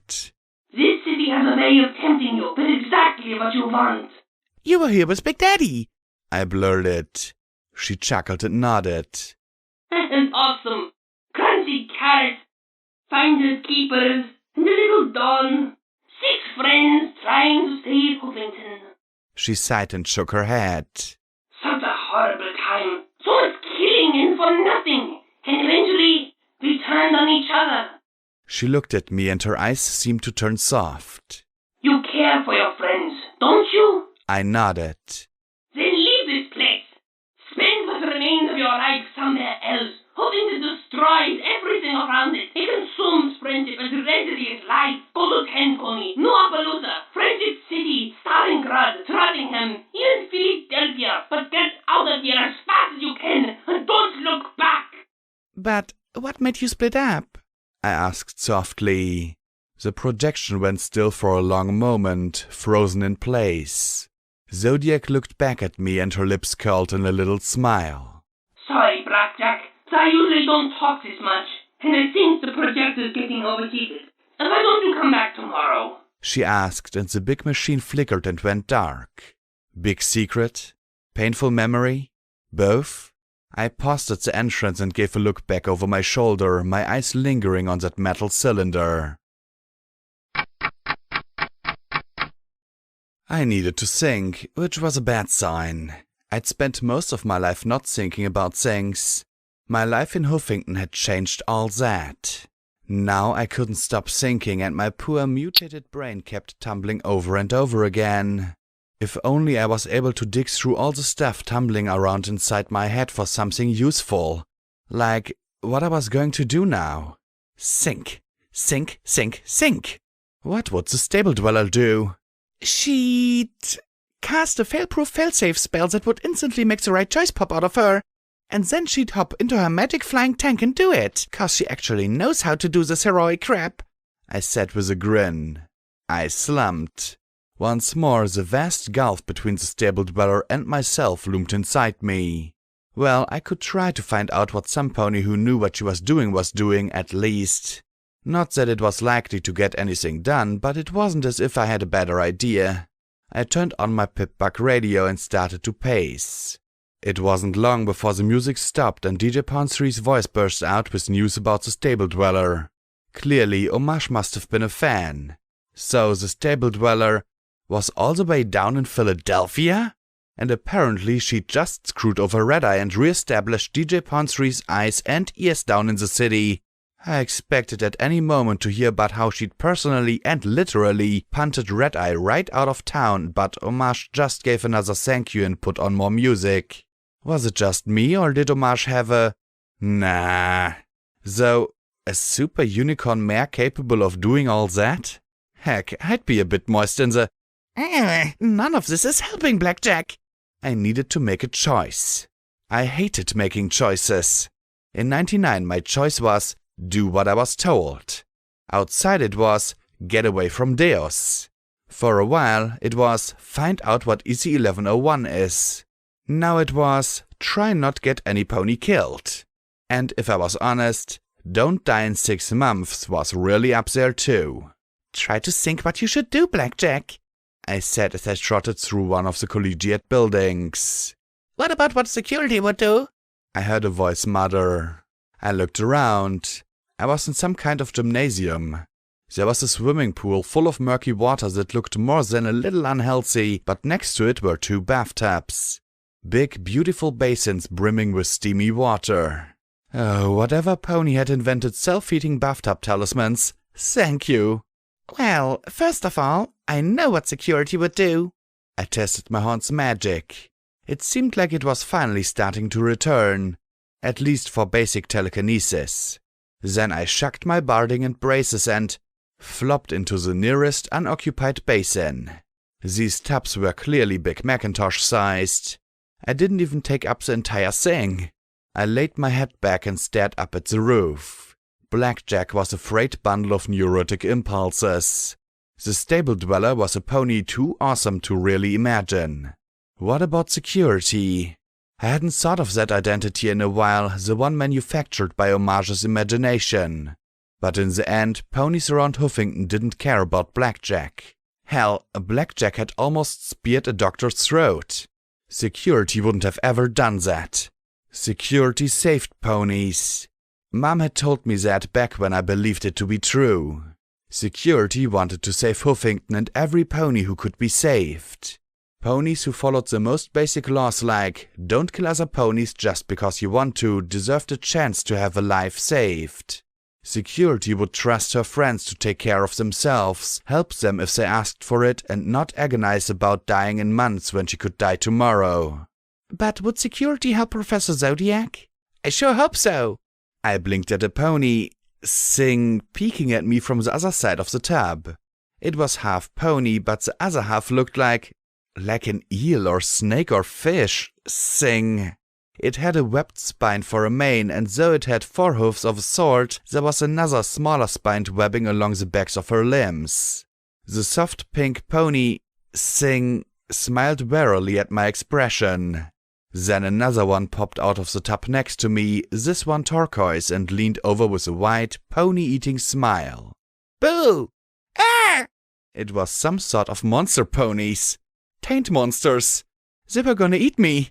My horn flashed as it tried to shoot my magic bullet spell. It really tried. The flickering ball of light struck the turquoise pony in the face with a zap that blackened her face with soot. She stared at me and coughed a little cloud of smoke before flopping back beneath the water with a groan. Capri! The pink one shouted and jumped from the tub I occupied into the tub beside me with shocking grace. I flopped about, trying to climb out and get my gun, but instead I floundered and flopped in the slippery metal tub. The pink cradled the other pony in her hoof. Flipper sinks. Sergi warned us not to mess with security. Who? What? Ow! I babbled, pointing my hoof right at them. Then I saw the hurt in the pink one's red eyes and sighed. Okay, freaking out, not helping any pony. Sorry, I didn't know these tubs were occupied. That's okay. Most ponies don't come down here anyway. Sergi and Virgo mostly. The pink one said shyly. I'm Piscis. This is Capri. Well, Capricorn, but she doesn't like being called that. Blackjack. I replied, feeling adrenaline giving way to shock, and even that wasn't lasting long as Capri recovered. The turquoise pony ran her hoof, Flipper, Sing, along her bright blue spines. Sorry about blasting you, I said. She had a sort of rubbery hide that transitioned to small scales halfway down her body. You're sorry? I'm sorry, I forgot you could do it. Pretty sensible reaction if you ask me, Capri said as she washed her face off in the tub. Do I still have my eyebrows? What are eyebrows? Piscis asked with a little frown. Capri just sighed, shaking her head with a little groan. Okay, these were zodiacs, right? Chimera monster ponies? Something else? If you don't mind me asking, what are you? I gave the best smile I could. Capri smiled broadly. Well, now that's a great question, isn't it? What are we? Are we perhaps the vanguard of the Royal Sea Pony Invasion Force coming forth to establish ties with land ponies? Are you prepared to submit to the rule of the great Oceanus and his mighty Leviathan? That set off a few fuses in my brain, not least of which was wondering what a Leviathan was. Capri continued on. Or maybe we're the result of some super-secret military naval program to make sea ponies to swim into zebra harbors and blow stuff up? Or we're taint super mutants with powers beyond your... We ran into Killing Joke, Piscis said softly. Capri immediately slumped against the wall of the tub. You always give away the ending, sis. Sis? Right, sister, as in sibling, as in related by blood. All ponies were in our village in Gusty Gorge, the turquoise water pony said. As for Killing Joke, well, it's a blue vine you can find here and there. None around Huffington, thanks the goddesses. One time I'm glad almost nothing grows here. But if it touches you, well, it likes to play jokes on you. Piscis nodded.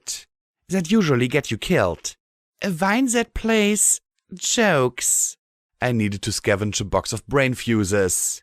Here I was, almost convinced that maybe I'd found out all the messed up stuff around the wasteland. Well, to elaborate, once I said to Sis, "Geez, Sis, wouldn't it be great to be a sea pony?" To which Sis replied, and she pointed her hoof flipper at the pink pony. Shoo-be-doo, shoo-shoo-be-doo, Piscus said with a little smile. That's from the Sea Pony song, she said with a little nod. So one day we were starving and decided to find our way into the Everfree looking for something non-radioactive and unpoisonous to eat. Not one of my smarter choices in retrospect. And we came across Killing Joke. It burst out of the ground and played its joke by turning both of us into this, she said with a broad smile. By the way, did I mention that we were miles from any water source? That's the killing part, Piscus pointed out. So yeah, we flopped around the Everfree, drying out, crawling on our bellies, really not happy with life. We finally found a pond we could wet ourselves in. That was full of radigators, the pink pony pointed out. Capri rolled her eyes with a soft snort. Which was full of radigators. Fortunately, the joke gave us a few little tricks that let us drive them off. Probably an accident on its part. We eventually flopped and flipped our way to a creek and just followed it downstream. Eventually ended up in the Huffington Reservoir. That's when we came across other ponies. Mean ponies, Piscus said with a shiver. Raiders? I asked with sympathy. Capri snorted with a scowl. No, fancy high-to-do society ponies, she said with a flick of her tail. Caught us in a net and threw us in a jar. They took us to be a part of some menagerie, fancy name for a zoo. Stayed like that for 6 months. The society to rap on the glass to make us move around. All the time, she said through grit teeth. Piscus whimpered, covering her ears. I don't want to remember the tapping. They just wouldn't stop. Capri hugged her. I wanted to do that myself. Anyway, Professor Zodiac found out about us and paid a whole bunch of caps to King Jackass to let us go. She had to give up something really valuable that she said was hers too.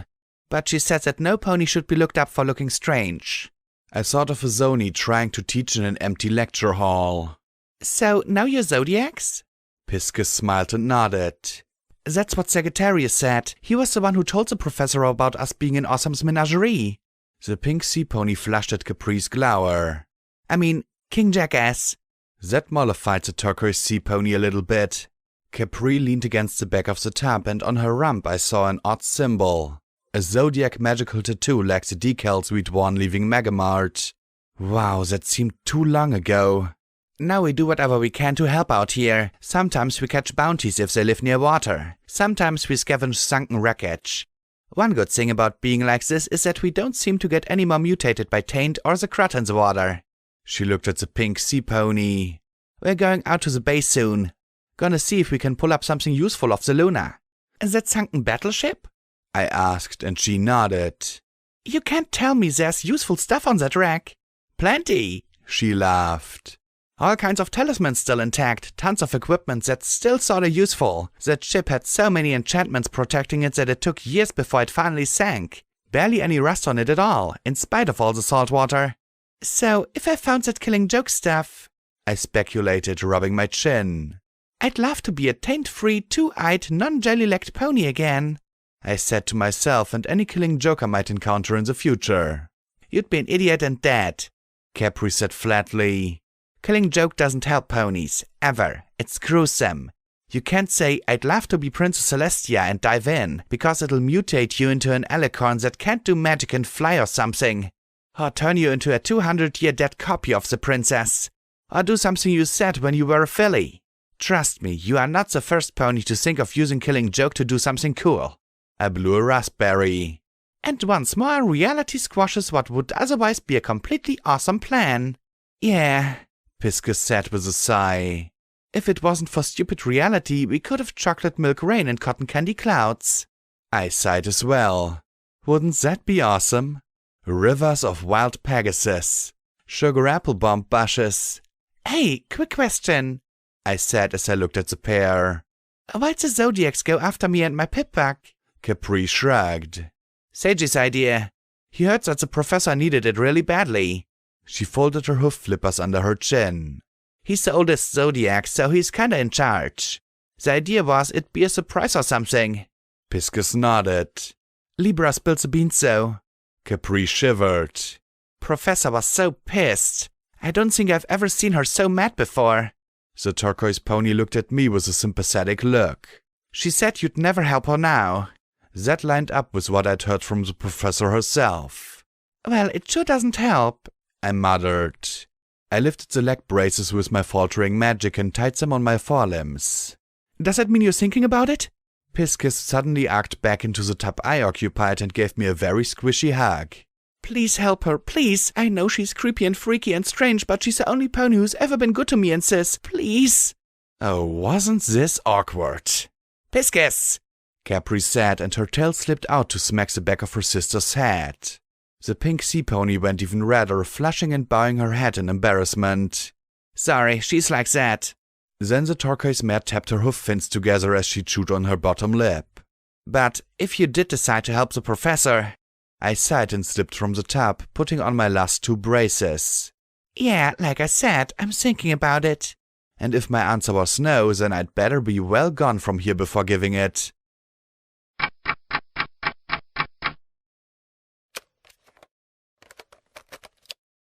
What is the goddess's interest in blackjack? Your question is so simplistic that it makes one wonder why you would bother to waste the goddess's time with it. Our first interest is the interest that we have for all of ponykind, elevating and preserving all ponies through unity in the goddess. We know that through unity, ponykind will be transformed into a state of being perfectly suited to thrive in this wasteland. Once a hoofful of trivial complications are resolved, we will give all of ponydom a safe and prosperous future in us. However, we are also interested in Blackjack for her capability and her determination. The goddess appreciates ponies of mettle and fortitude, and she has demonstrated that she excels in both areas. Despite her copious flaws, she has managed to persevere against tremendous odds and yet seems to consider them quite ordinary. She seems hopelessly unaware that only a few ponies could face what she encounters daily and still continue onward. Such traits are valuable. Thus the goddess's interest in her is the same as any pony's. How can we use her to achieve our goals? Is that not how all heroes are eventually exploited? Saying it was about to rain in Huffington was like saying the wild Pegasus would run out. It was inevitable and dreaded at the same time. Triage was in the middle of the procedure. P21 was somewhere. Rampage wasn't speaking to me. Lacunae was meeting with the professor. That left me and Glory with nowhere to go, nothing to do, and no pony shooting at us. I'd found a window and was staring at the grey world outside while she calmly did some maintenance on vigilance beside me, replacing the firing pin with one from a battered 10mm IF-21 Caramel. Where'd I pick up that gun? Red-Eye? Scavenged it? Was it from the tunnels? I couldn't remember anymore. So many damned fights. So damned tired of fighting. And yet I couldn't stop. Who knew how long I had before I died? No, not even that. Ponies died of cancer in '99. It was rare and horrible watching them struggle for months, weeks, days. Bodies falling apart as they fought for one more day before either the disease killed them or they begged for the needle. Now that was me. Would I last months before the taint crippled me? Weeks before tumors devoured my organs? Days? Sanguine contacted me, Glory said softly, not looking up from her work. That psycho-shy brought a message while you were getting your things in the eatery. I said nothing, just inhaled. Her hoofs, normally so sure, dropped the firing pin from the caramel as she added quickly, Dusk and Lightning Dancer were with me. She didn't try anything. I felt nothing. I thought nothing. I was as grey as the world beyond. Huh, was all I could say. She told me to let you know that we could regrow my wing with Chimera. It was amazing how she could even keep her voice. How she fought to keep the tremble of desire to a minimum. And she said that he could clone you new organs. A new heart, lungs, all the parts of you that are failing. What could I say? What should I say? I listened to the drops as I hit the window. What could she say? What would she say? She sniffed softly. I want you to do it, Blackjack. I do. I didn't blink, didn't turn away. I stared into the reflection of my own eye. I wondered if I could see my soul. I wondered if it was tainted too. But I know you shouldn't accept it, she said with another sniff as she nudged the pin in place with the tip of her hoof. She was so gentle like that, so careful. I could see her crying in my mind. Slow tears. I know he's a monster, that he'll do terrible things with Chimera, that he'll probably stab you in the back anyway before he helps you. I know it's the wrong thing. But she wanted it anyway. I wanted to do it for her. I did. I wanted it so much that it hurt inside. But we don't always get what we want, even when we deserve it. I sighed softly and dropped to my knees beside her. Now it was her turn to be held. The guns forgotten, she pressed her face into my shoulder and sobbed. I know it's wrong, but I want it so damn much. And that was all that needed to be said. All that could be said. And like the rain in Huffington, tears would come. But eventually, the rain would end. The goddess would have a word, Lacuna said from the shadows of the hallway. I marveled at the slide. Could Glory have somehow made the action even smoother than when I'd first gotten it? You will pay attention to us. The goddess stomped her hoof firmly. I used to do the same thing when I was a filly. I didn't look away from the chamber. A lot of mechanical work had gone into this weapon. I heard the soft rasp of metal on metal, barely audible after being oiled. I wondered if this had been custom built for card trick. Slowly I worked the slide back and forth. That rasp was still there. Go ahead, your daintiness. We can match you turn our AC level 1 to the sacred character. We have need of Chimera. It could be the key to the future of humankind. I saw her scowl in Vigilance's reflection. You will do as God's commands. No, I replied softly. There was a little bit of wear on the slide. Nothing serious. Goddess's Glory did nice work with what she had. The goddess stared at me with Lacuna's face. She'd gotten rid of the dress. She looked ordinary, mass-produced, not the Alicorn who had saved me so many times. No? it's 2 letters. I replied as I slid a magazine home and loaded around into the chamber. Her eyes flared in rage. You get your words. Yep, so it looks like I'm a liar too, I said before looking at her. Project Chimera came before Twilight's Alicorn project, and you have Twilight's memories. Or something inside you, so what do you need it for?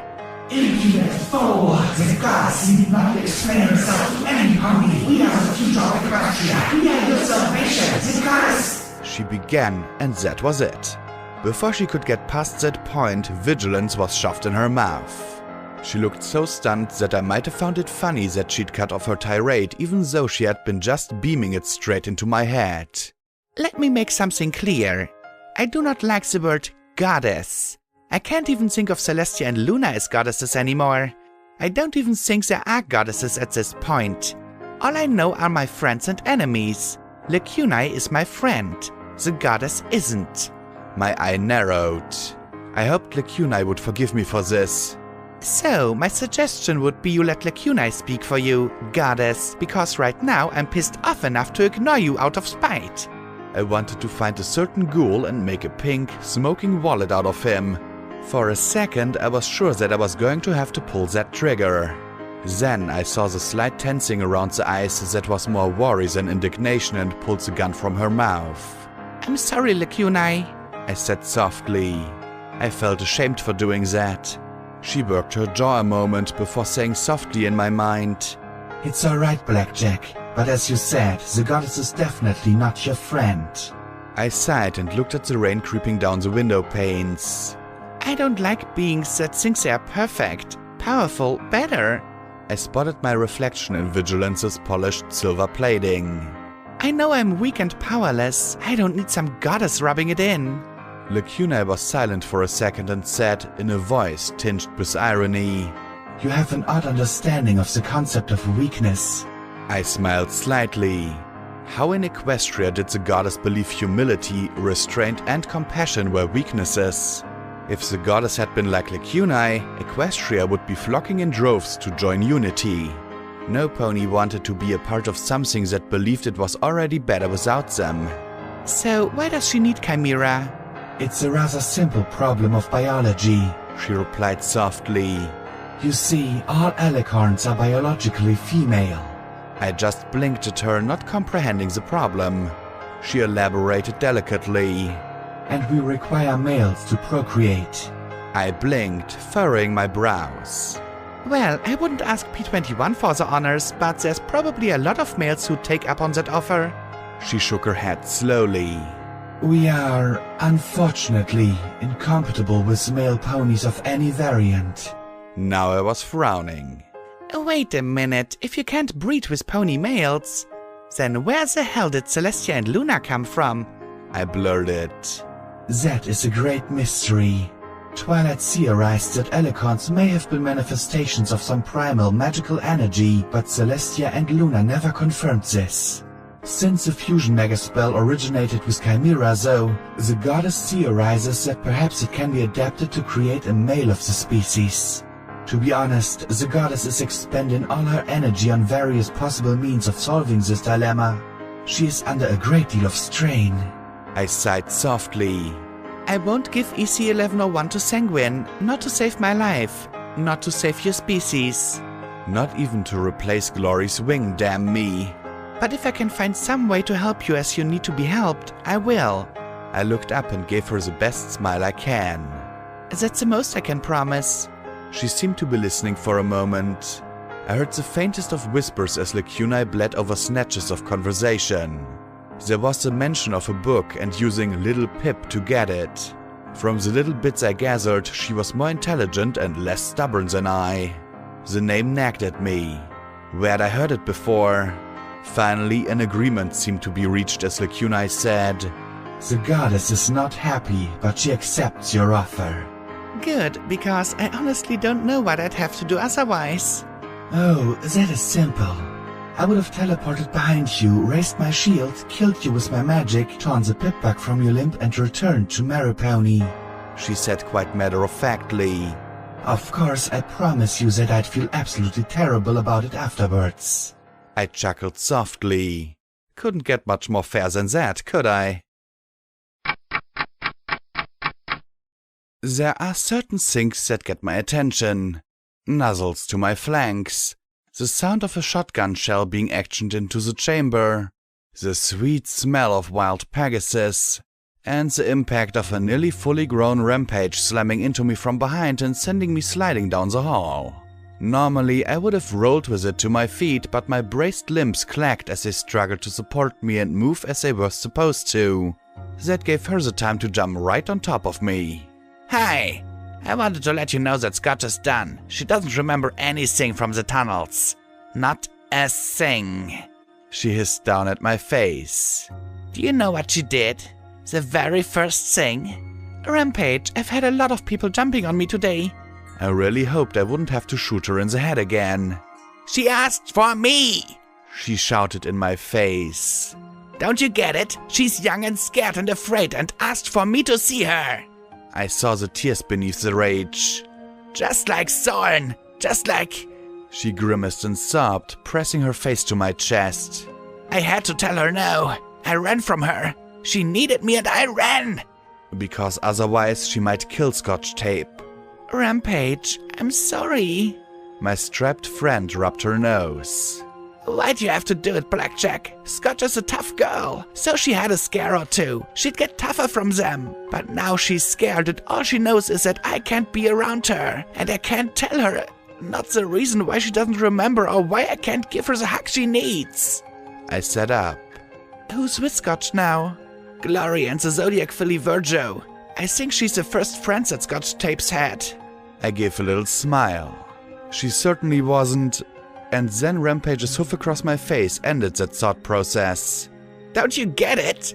Rampage shouted in my face. She doesn't want to go back to chapel anymore. She wants to stay with us. So if we send her away, it'll seem like we're all abandoning her. It'll break her heart even more. To my shock, she started to laugh. It's funny when you think about it, like me catching the killer only to become a killer myself.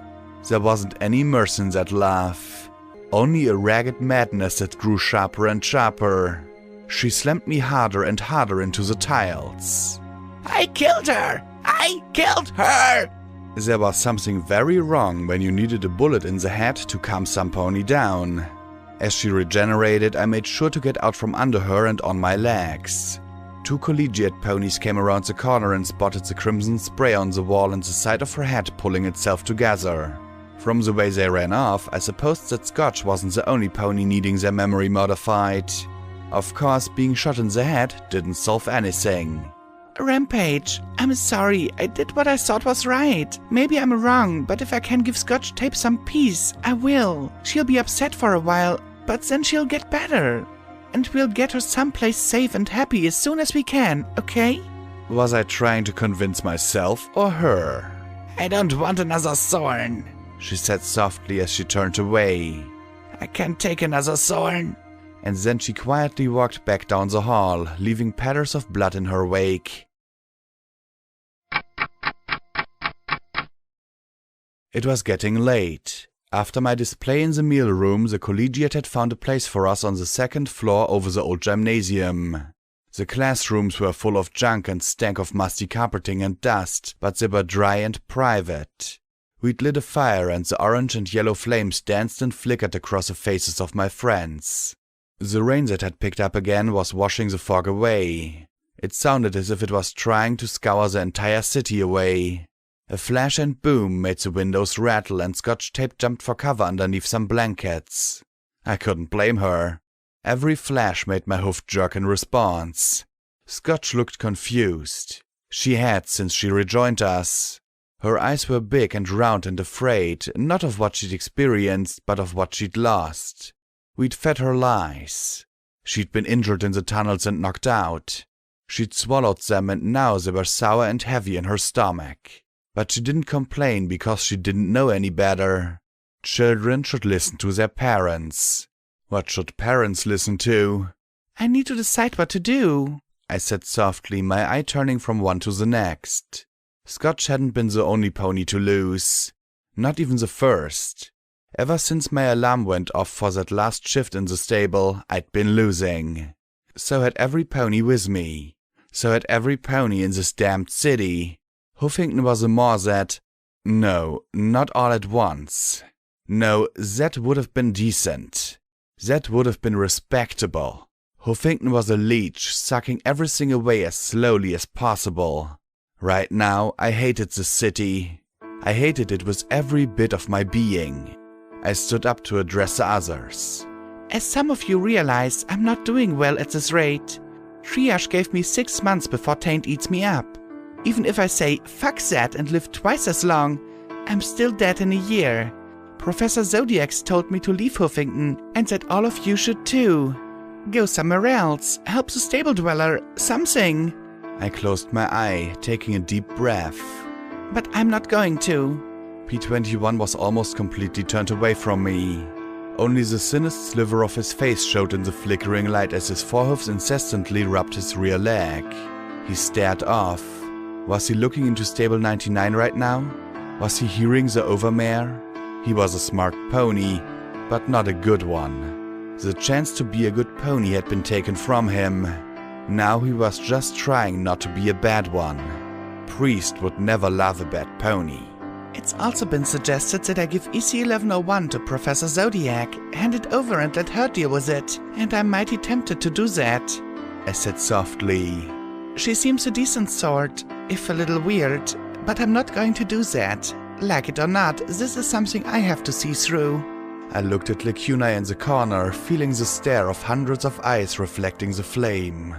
It's also been suggested that I give EC1101 to Sanguine and get myself some new organs, Gloria a new wing, and the goddess a date. Well, I'm not going to do that either. After what he's done, Sanguine's never going to get his hoofs on Chimera if I can help it. Maybe we can get that project to Professor Zodiac or something and explore that possibility later. But not through Sanguine, not after 99 and Deus. I looked at the dark alicorn, wondering if I was addressing my friend or my enemy. What about Steel Pony? Glory asked. Maybe the professor could do something? I shook my head.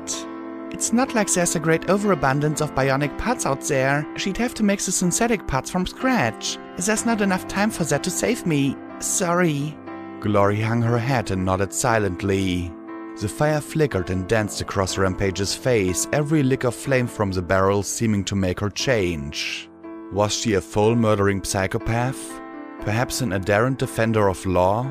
A zebra traitor? Someone else? She'd be back to full strength in the morning, but what would she do? What would I do?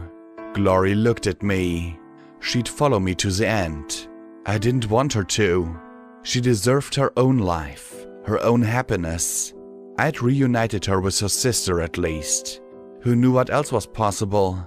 Goldenblood did something before the end of the war, I'm sure of it. He did something, and I suspect it was something big and something bad. EC-1101 is at the heart of it. If I have a short time left, I'm going to do what I can to find out what. And I'm going to do whatever I can to stop the fighting. We're going north, and I'm going to tell the Steel Rangers we were behind that attack and see what we can do to end their war with the Reapers. Rampage snorted softly. You'll be going into a meat grinder, Blackjack. That's Flash Philly's territory. They like Psycho-Shy and don't like you. We could circle around to the east, towards Black Pony Mountain, Glory suggested. That's right by Paradise. Red Eye's there, Rampage countered. Well, go past Red Eye and along the eastern mountains? Even worse idea. Ever heard of an Ursa Major? From the gasp from Lacunae, one of us had. Rampage didn't elaborate. Let's just say that there's a reason every pony stays away from Black Pony Mountain. It doesn't matter. If the Flash Phillies want to fight me, they're going to fight me. But some ponies got to talk to the Steel Rangers and get this stopped before one side wipes out the other. Wouldn't it be better if they did? P-21 said quietly, staring off into space. You've pretty much said you won't back the Reapers. If they're so determined to kill each other, let them. Nothing's going to get better if we do that. So the Reapers kill off the Rangers or the Rangers kill off the Reapers. That'll just lead to another round and another round. Eventually there won't be anything left. I said with a stomp of my hoof, the brace clattering with emotion. I looked at Rampage. The poison spreads a little more year after year. I looked to each of my friends. If we're going to matter at all, then we're going to have to do better. All of us, not just we six, but every pony. And if I'm only here for a short while, then I'm going to do my damnedest to encourage folks to do better. Or die trying. I finished grimly. The dealer stared at me from the far side of the burning barrel, his lips curling in a small smile. And that was that. Decision cast. I would stay in Hoofington and chase down Goldenblood's secret projects and learn what that bastard had done with the OIA. Because I suspected that, apocalypse and 2 centuries notwithstanding, it wasn't dead yet. Just sleeping, and I wasn't sure I wanted to know what would happen if it woke up. Twilight Sparkle had created Gardens of Equestria. Goldenblood wanted to save Equestria more than anything. With all the resources of the 6 ministries, what could Goldenblood have created?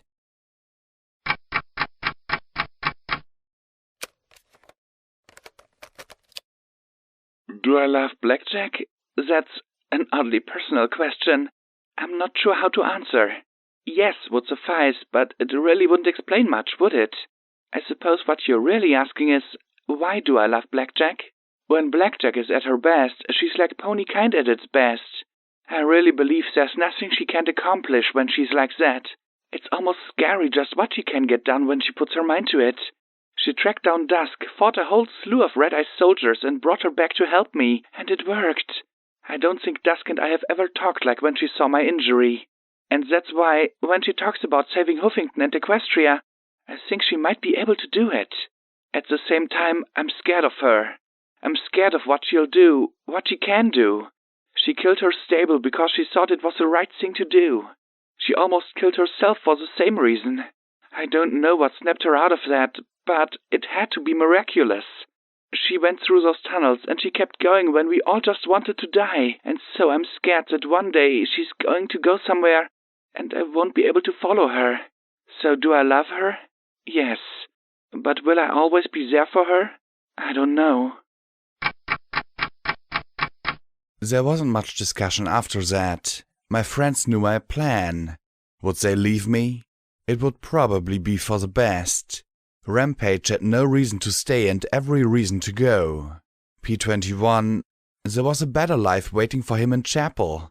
Lacunae, how could I know that the goddess wouldn't just sweep her aside and take over?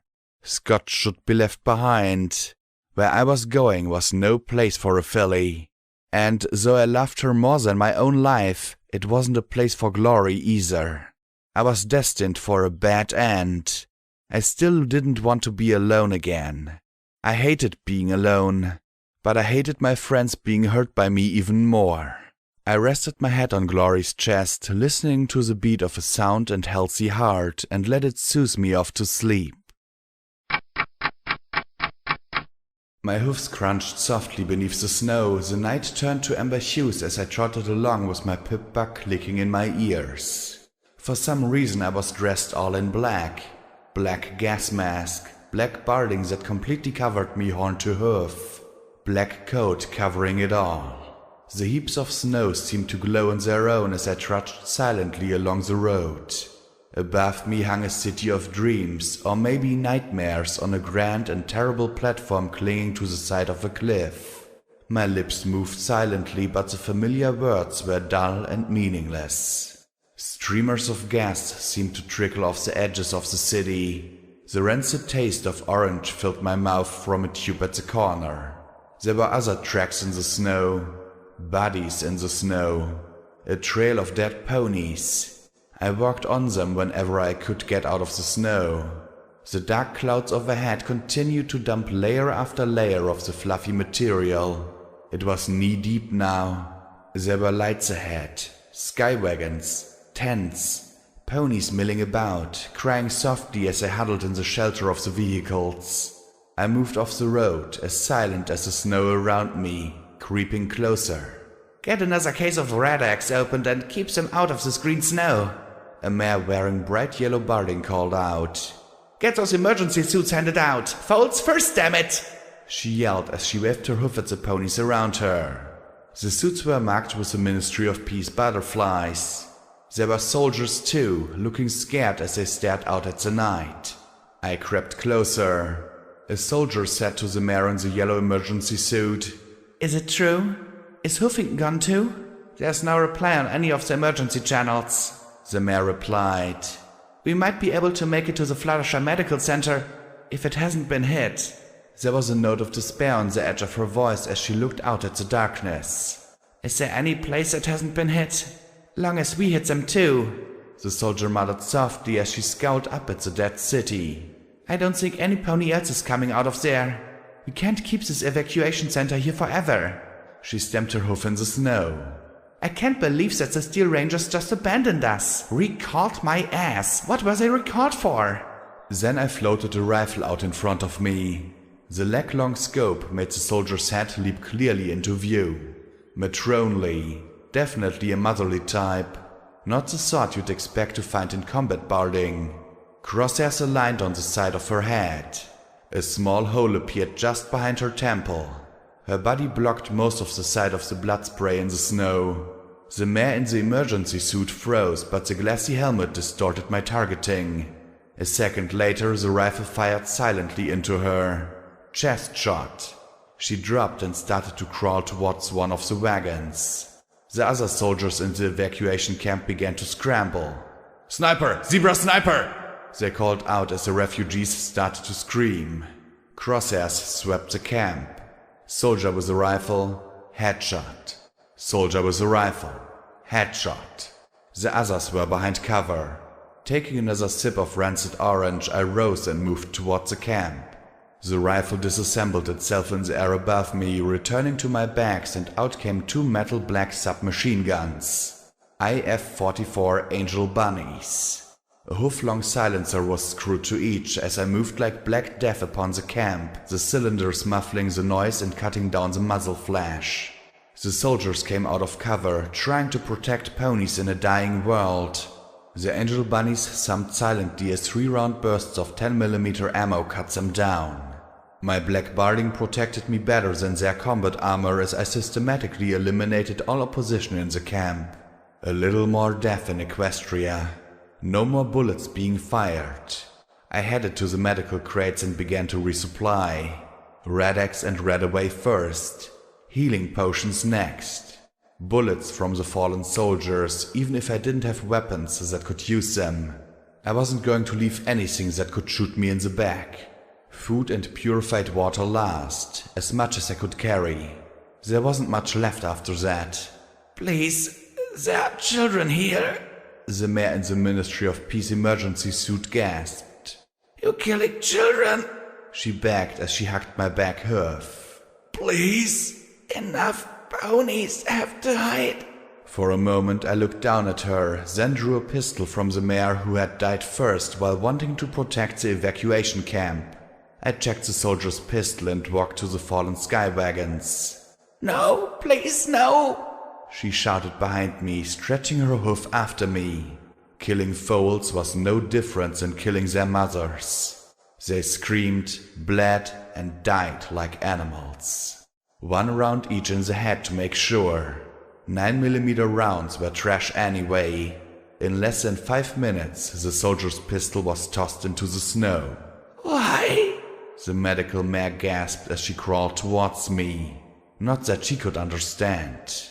They were all dead, all of them, of radiation, poison, lead poisoning, time. I was simply saving them the pain. She gets to live. Maybe she'll figure it out. Maybe not. I continued on the road east. No answer, not a word. No forgiveness anymore. No absolution. Only the mission. The snow consumed all her wails and cries. She should be thankful. She had enough supplies remaining to maybe last a few months. Me, I had a pony to kill. I raised my head, looking at the amber hues of the room and my sleeping friends. Scotch had scooted up under Glory's wing. P-21 was a dark blob in one corner. Rampage another in the opposite corner. Lacuna stood as still as stone by the cold fire barrel. I stared into the darkness and whispered, "What's a hey?" I paced back and forth in front of the projector. And then I just left her there, like I was trying to teach her a lesson. And I just trotted off with all those stolen supplies. Like, where the hell did a dream like that come from? I asked, trying to ignore robots peeling away wizard flesh from some blasted bionic parts against the far wall. The flickering projection just shrugged. If you ask me the strength to mass ratio of enhanced silver or the velocity of a southbound Pegasus carrying a coconut, I could tell you, I'm an engineer, not a psychiatrist. She cocked her head. What do you normally dream about? I sighed, looking in at a box marked medical supplies. Med-X, Rad-X, Buck, Steady, Dash inhalers. Well, Dash had kept me alive long enough to get to Scalpel. Guessing stable 99, usually. Sometimes I get other freaky dreams, blowing up Deus. 1 filly torn in half. 1 crushed in an embrace. A lullaby. That thing in the tunnels. Me and sleep aren't really friendly. I held up a few needles of Med-X and boxes of Rad-X tablets with a little smile, and the projection sighed and nodded. Score! Once I'd refilled my stock of chems, I sat on one of the cushions. Fortunately, one side effect of being a cyber pony, you really didn't need that much shut-eye. So the theme was right up there, but everything in it was out of left field. I mean, it felt almost like a memory orb, but far more real and familiar. Like, it was me remembering them, not just watching the experience of others. Well, to be honest, I can't imagine. If it wasn't an internal dream, then it must have been external. You've been exposed to unprecedented levels of taint and enervation. It causes microtumors in in your brain that are thus fairly benign, but could possibly be affecting your mental processes. Your friend Glory helped us determine their growth rate. 'Cause Glory was just awesome like that. And me having brain tumors sure would have explained a lot back in 99. I sighed and shook my head. Can I ask you something? Triage mentioned you went down the elevator too. Why? She sighed. Well, you know that I was predominantly involved with Steel Pony, but I heard rumors about the other projects. It was a bit of a game back then to try and find out each other's secrets. The only pony who knew everything was Goldenblood, and maybe Vanity. Vanity? His uncle? She nodded slowly. He was always accompanying Goldenblood. Technically, he worked for the MOM, keeping an eye on bad ponies in the military. But after the Marauders disbanded, he was brought to the IOA directly. She frowned. Some ponies think that he was really spying for Pinky, that he turned over something and made Luna dismiss him from the position because he worked with Horse and Trueblood. But if he was really against his nephew, Vanity could have done a lot more damage to him. So, it's a mystery. The projection then smiled. I've heard those rumors and the memories. Rarity and Goldenblood have been down there. I was hoping to catch a memory of either of them, especially Goldenblood.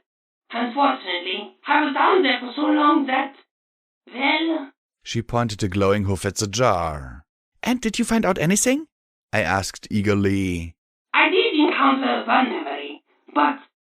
Let me see if I can do this. And the room lights began to flicker, then darkened as a projector lit up the space overhead. The colors combined and oriented themselves into that dreary, buried ruin. There were no swirling modes of light, just magic lamps illuminating the crushed stone. It was back in the ruins, and there were 2 mares, not counting my host, collecting pot shards. It became apparent why the memory was selected when Rarity walked past. Wonder what she's in a hurry about. A mare, I guessed, was the host said. Leave it be, Dewdrop. Rarity's going to have you sweeping floor scraps if she catches you eavesdropping. One of the 2 replied. My host chuckled. I'm not eavesdropping. I'm collecting pot shards. And she happened to be collecting them very quickly in the direction the white mare had gone. Rarity trotted along the buried ruins, looking particularly magnificent in her purple rubber boots and coat that shielded her from the water dripping from above. Goldenblood stood at one of the walls next to a hole the water in the cave was trickling into. His eyes were distant as he floated a piece of rock in front of him, turning it over and over. The spiral chunk of silvery stone glittered coldly in the light of the lamps and seemed to have him mesmerized. Goldenblood, a word? Rarity said softly, but voices carried in the tunnel, and whoever was remembering this moved closer. The wheezing, scarred bug regarded her with an arched brow. I wanted to thank you for helping save Pinkie Pie. If that bomb had gone off... She took a deep breath. I've never faced the possibility of losing my friends before. Never? Not even when facing Nightmare Moon and dragons? Goldenblood said softly, but with a small, sincere smile. She brushed a hoof across her mane, smiling sheepishly and giving a faint, carefree roll of her eyes. Ah, the invulnerability of youth. But no, not even then. She closed her blue eyes and took a deep breath. But when I heard about it... Most credit goes to Pinkie Pie and the Marauders. She sensed it and they evacuated the club. I simply gave her a nudge into the right direction, he said as he turned the spur of stone over and over in his magic. When she looked at it, he smiled. Fascinating, isn't it? We've been finding more and more of this ore the deeper we excavate. Its properties and potential are astounding. Rarity dropped her gaze, chewing her lip. Clearly, she didn't want to discuss stupid rocks. Goldenblood, I need to ask a favor. I need a project. A secret project. She said softly. Normally, I'd never ask, but after Pinkie... She chewed on her lip. I think I may have a way to protect my friends. But I need something terrible. Goldenblood just stared at the hard spiral as he turned the rock over in his magic. I see. It's a new kind of magic. Or perhaps a very old kind. I'm not sure, but I don't trust it. I need to make certain it won't hurt my friends. she said softly, keeping her eyes on the water as it trickled over the edge and through that dark gap. If it works, I can keep every pony safe forever. You need test subjects. Goldenblood murmured softly in his watery, rusty voice. Rarity flinched, but then nodded. Say no more. I'll get you situated. We'll call it... He mused a moment as he stared at the rock before saying softly, Project Eternity. After all, forever is a long time to keep a pony safe. Thank you, Goldenblood, she said with a relieved smile. She started away, then hesitated. I think that you and Fluttershy make a wonderful, couple. She grinned sheepishly at him, pawing at the water-covered stone. He smiled, but his eyes simply looked sad. Thank you, Rarity. I hope I prove worthy of her. Yes, quite. Well, She bobbed her head once more. I look forward to hearing from you, Goldenblood. The viewer immediately rushed back to collecting pot charts as Goldenblood looked in her direction. The image dissolved. This is an hour later, Zodiac said as a new picture took shape. It was a long memory, and nothing particularly interesting to a non-archaeologist happened in the intervening time. Well, this was an improvement over being stuck in a memory orb. Come on, every pony. Last ride out of this hole. Some buck called.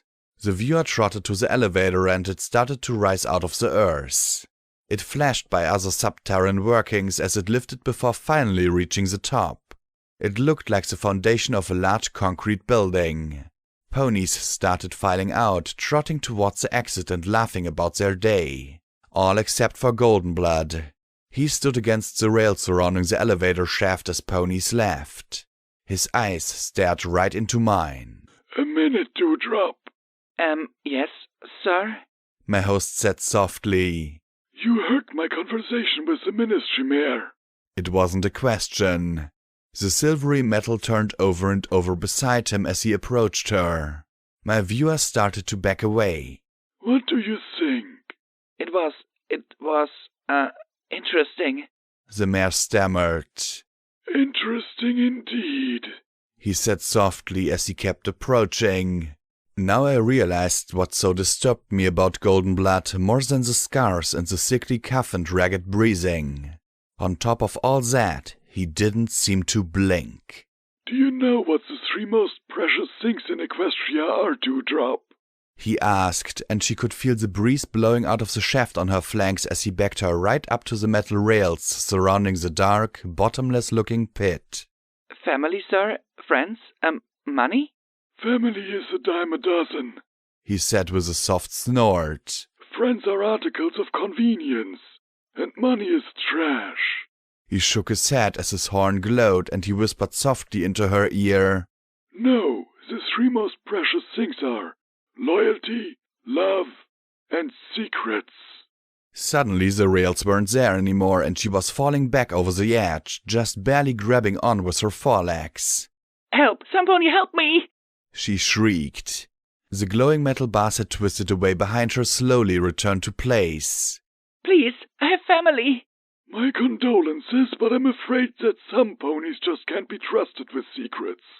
And with that he stood there and watched as her legs and then her hoofs slowly slid over the edge. He didn't look away. He still didn't even blink. The world became a tumbling darkness. I shuddered, closing my eyes and unable to watch any more. That was a long way to fall. The image flickered out. That's a memory I experienced in the cave. When the memory ended, I was nearly dead and was fortunate to get back up the elevator before I completely dissolved.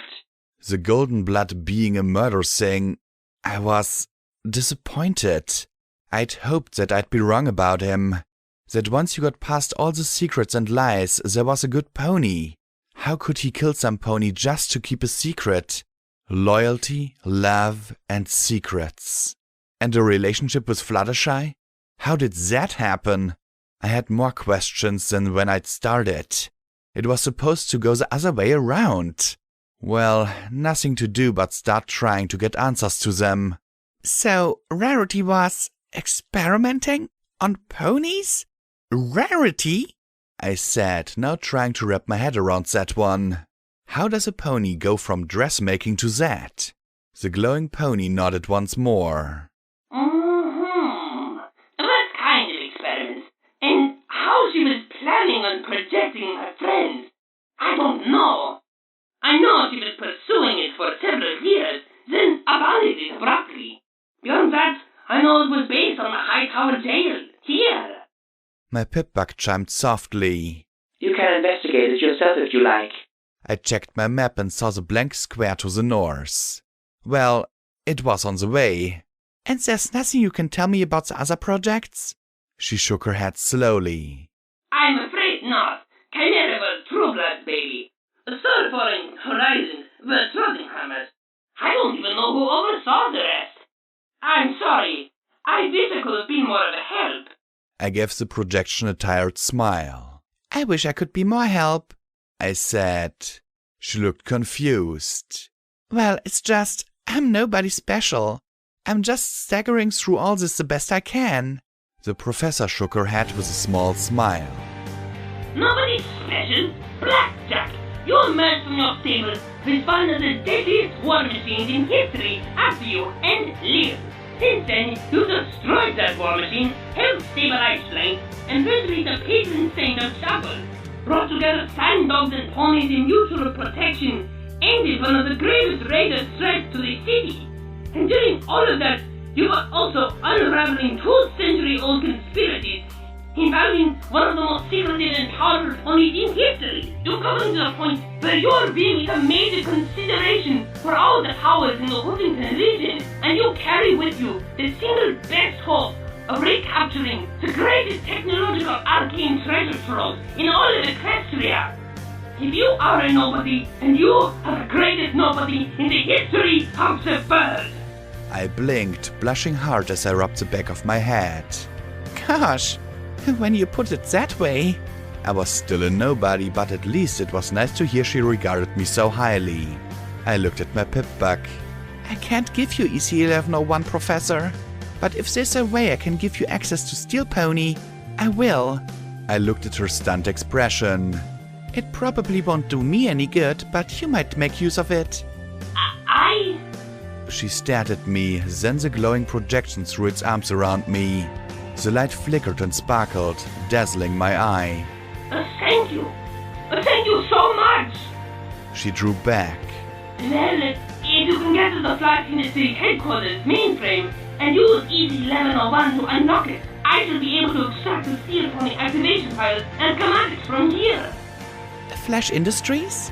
One of several cover companies we are working with was developing Steel Pony. I direct you to ED's security headquarters, but it took a direct hit from a Bearfire missile. There's not left but a crater.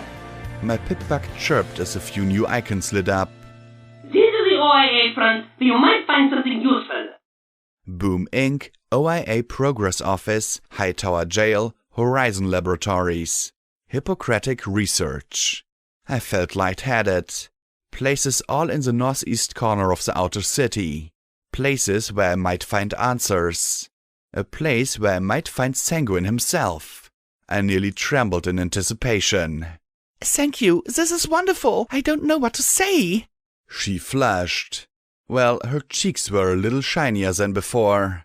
And if I can make one last request, I'd like to interview all of you. I think it's something that might be valuable someday. Ponies are going to want to know who Security and their friends were.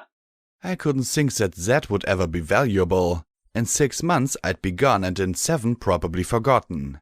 Except maybe by Glory and my friends. Well, I'll tell them when I see them in the morning, but don't hold your breath. The projection arched her brow and I coughed into my hoof. You know what I mean.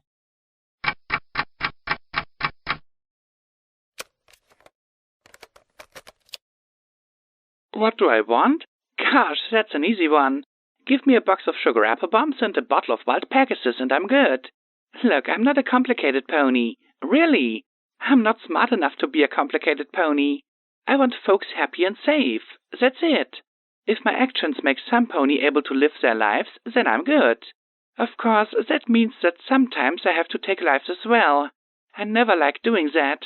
I know some ponies feel a rush when they kill, but it's just something I have to do. And sometimes Sometimes I'm really good at it. I wish it was as hard for me as it used to be, but I guess that's growing up, huh? So if I do kill, I try and kill the ponies who cause harm. I do my best to make sure that no pony gets hurt who isn't causing hurt. But what I'd really like is a nice place to live with Glory, a kid of my own in a safe place with a weekly poker night with my friends. I'm pretty sure that's all I need. If I get that, I'm pretty sure giving whatever I have to every pony else who needs it isn't much of a problem. Oh, I suppose I should throw not dying in there too. Crap, can I do this again? I waited at the north gate, calmly checking my shotgun, rifle and 12mm ammo. Fresh healing potions from triage for the next few days. Food and purified water. The thunderstorm was soaking everything, transforming the quad into a muddy lake. Glory trotted out of the mist, her beam rifle shifted to the side to compensate for her missing wing. She smiled broadly up at me in her equestrian airguard barding. Leo didn't want his gun back? I asked with a smile of my own. He did, but I beat him, she said with a chuckle. You fought him? I asked in shock. Glory fighting for a gun? She brushed her purple mane out of her eyes. No, I guilt-tripped him about almost killing you when you were going to do so much for the professor, so he dropped it. I smiled at her. I love you. She flushed in delight. Scotch tape came staggering out of the fog. Don't go, I'm coming with you. My smile strained. You're sure? I'd done all I could to convince her to stay here with Virgil or return to the Crusaders. She remained adamant. Rampage had been right. Of course, we stable 99 ponies have to stick together, Scotch said brightly. She wore her brown work goggles and 99 utility barding. I sighed at the sight of her with the 9mm automatic pistol. She'd have to go through her first kill all over again. Hopefully it wouldn't be for a while. Yeah, we have to stick together, P21 said from my side. I jumped. Okay, I would have jumped clear over Glory if my legs were working right. My blue friend gave me a small smile and shrug. I've stuck it out with you this long. I can manage a few more months. Chapel's not going anywhere. His eyes flickered down to Scotch, and for a moment I thought he was going to say something. Then he just flushed and looked away. The filly dropped her eyes with a sigh. The goddess shall not be excluded, Lacuna pronounced as she trotted forth in her black dress. No gun, but we'd find some way to remedy that. In the meantime, she had her magic. Her purple eyes stared down at me coldly, but then shifted and softened as she smiled. The goddess is quite curious about what you will find in the future. So she's not going to try and make me find Chimera for her? I asked, arcing a brow curiously. No. The goddess anticipates that she may task another to that end. Hopefully that one will be far less stubborn. Lacuna finished with a soft smile as she looked at me fondly. I looked out into the mist-shrouded quad and the hazy outlines of the buildings. I expected Rampage to emerge any second. Any second. Any second. Where's Rampage? Scotch Tape asked with a worried frown. I guess she's not coming. And I supposed that would be for the best. Damn it felt wrong though. We filed through the gate past the guards and beam turrets. Hopefully I'd made a big enough dent in the ghoul population that we wouldn't have to fight for a while. I took point, Glory watched the left and P21 watched the right. Scotch Tape was in the middle. Lacuna doffed her dress and took to the air. Really, why had she bothered putting it on at all? The entire collegiate had seen her wings while the goddess was in control of her. I turned back, looking at the grey block buildings through the haze of the rain. For a moment I thought I saw a white pony with a flash of red atop one building. But then the rain stung my eye and I blinked, and she was gone. Footnote: 50% to next level. Credits: Narrator, Visual Pony. Additional voices provided by Brony as Triage. Right, because most things in the Wasteland are age appropriate. And Professor Zodiac.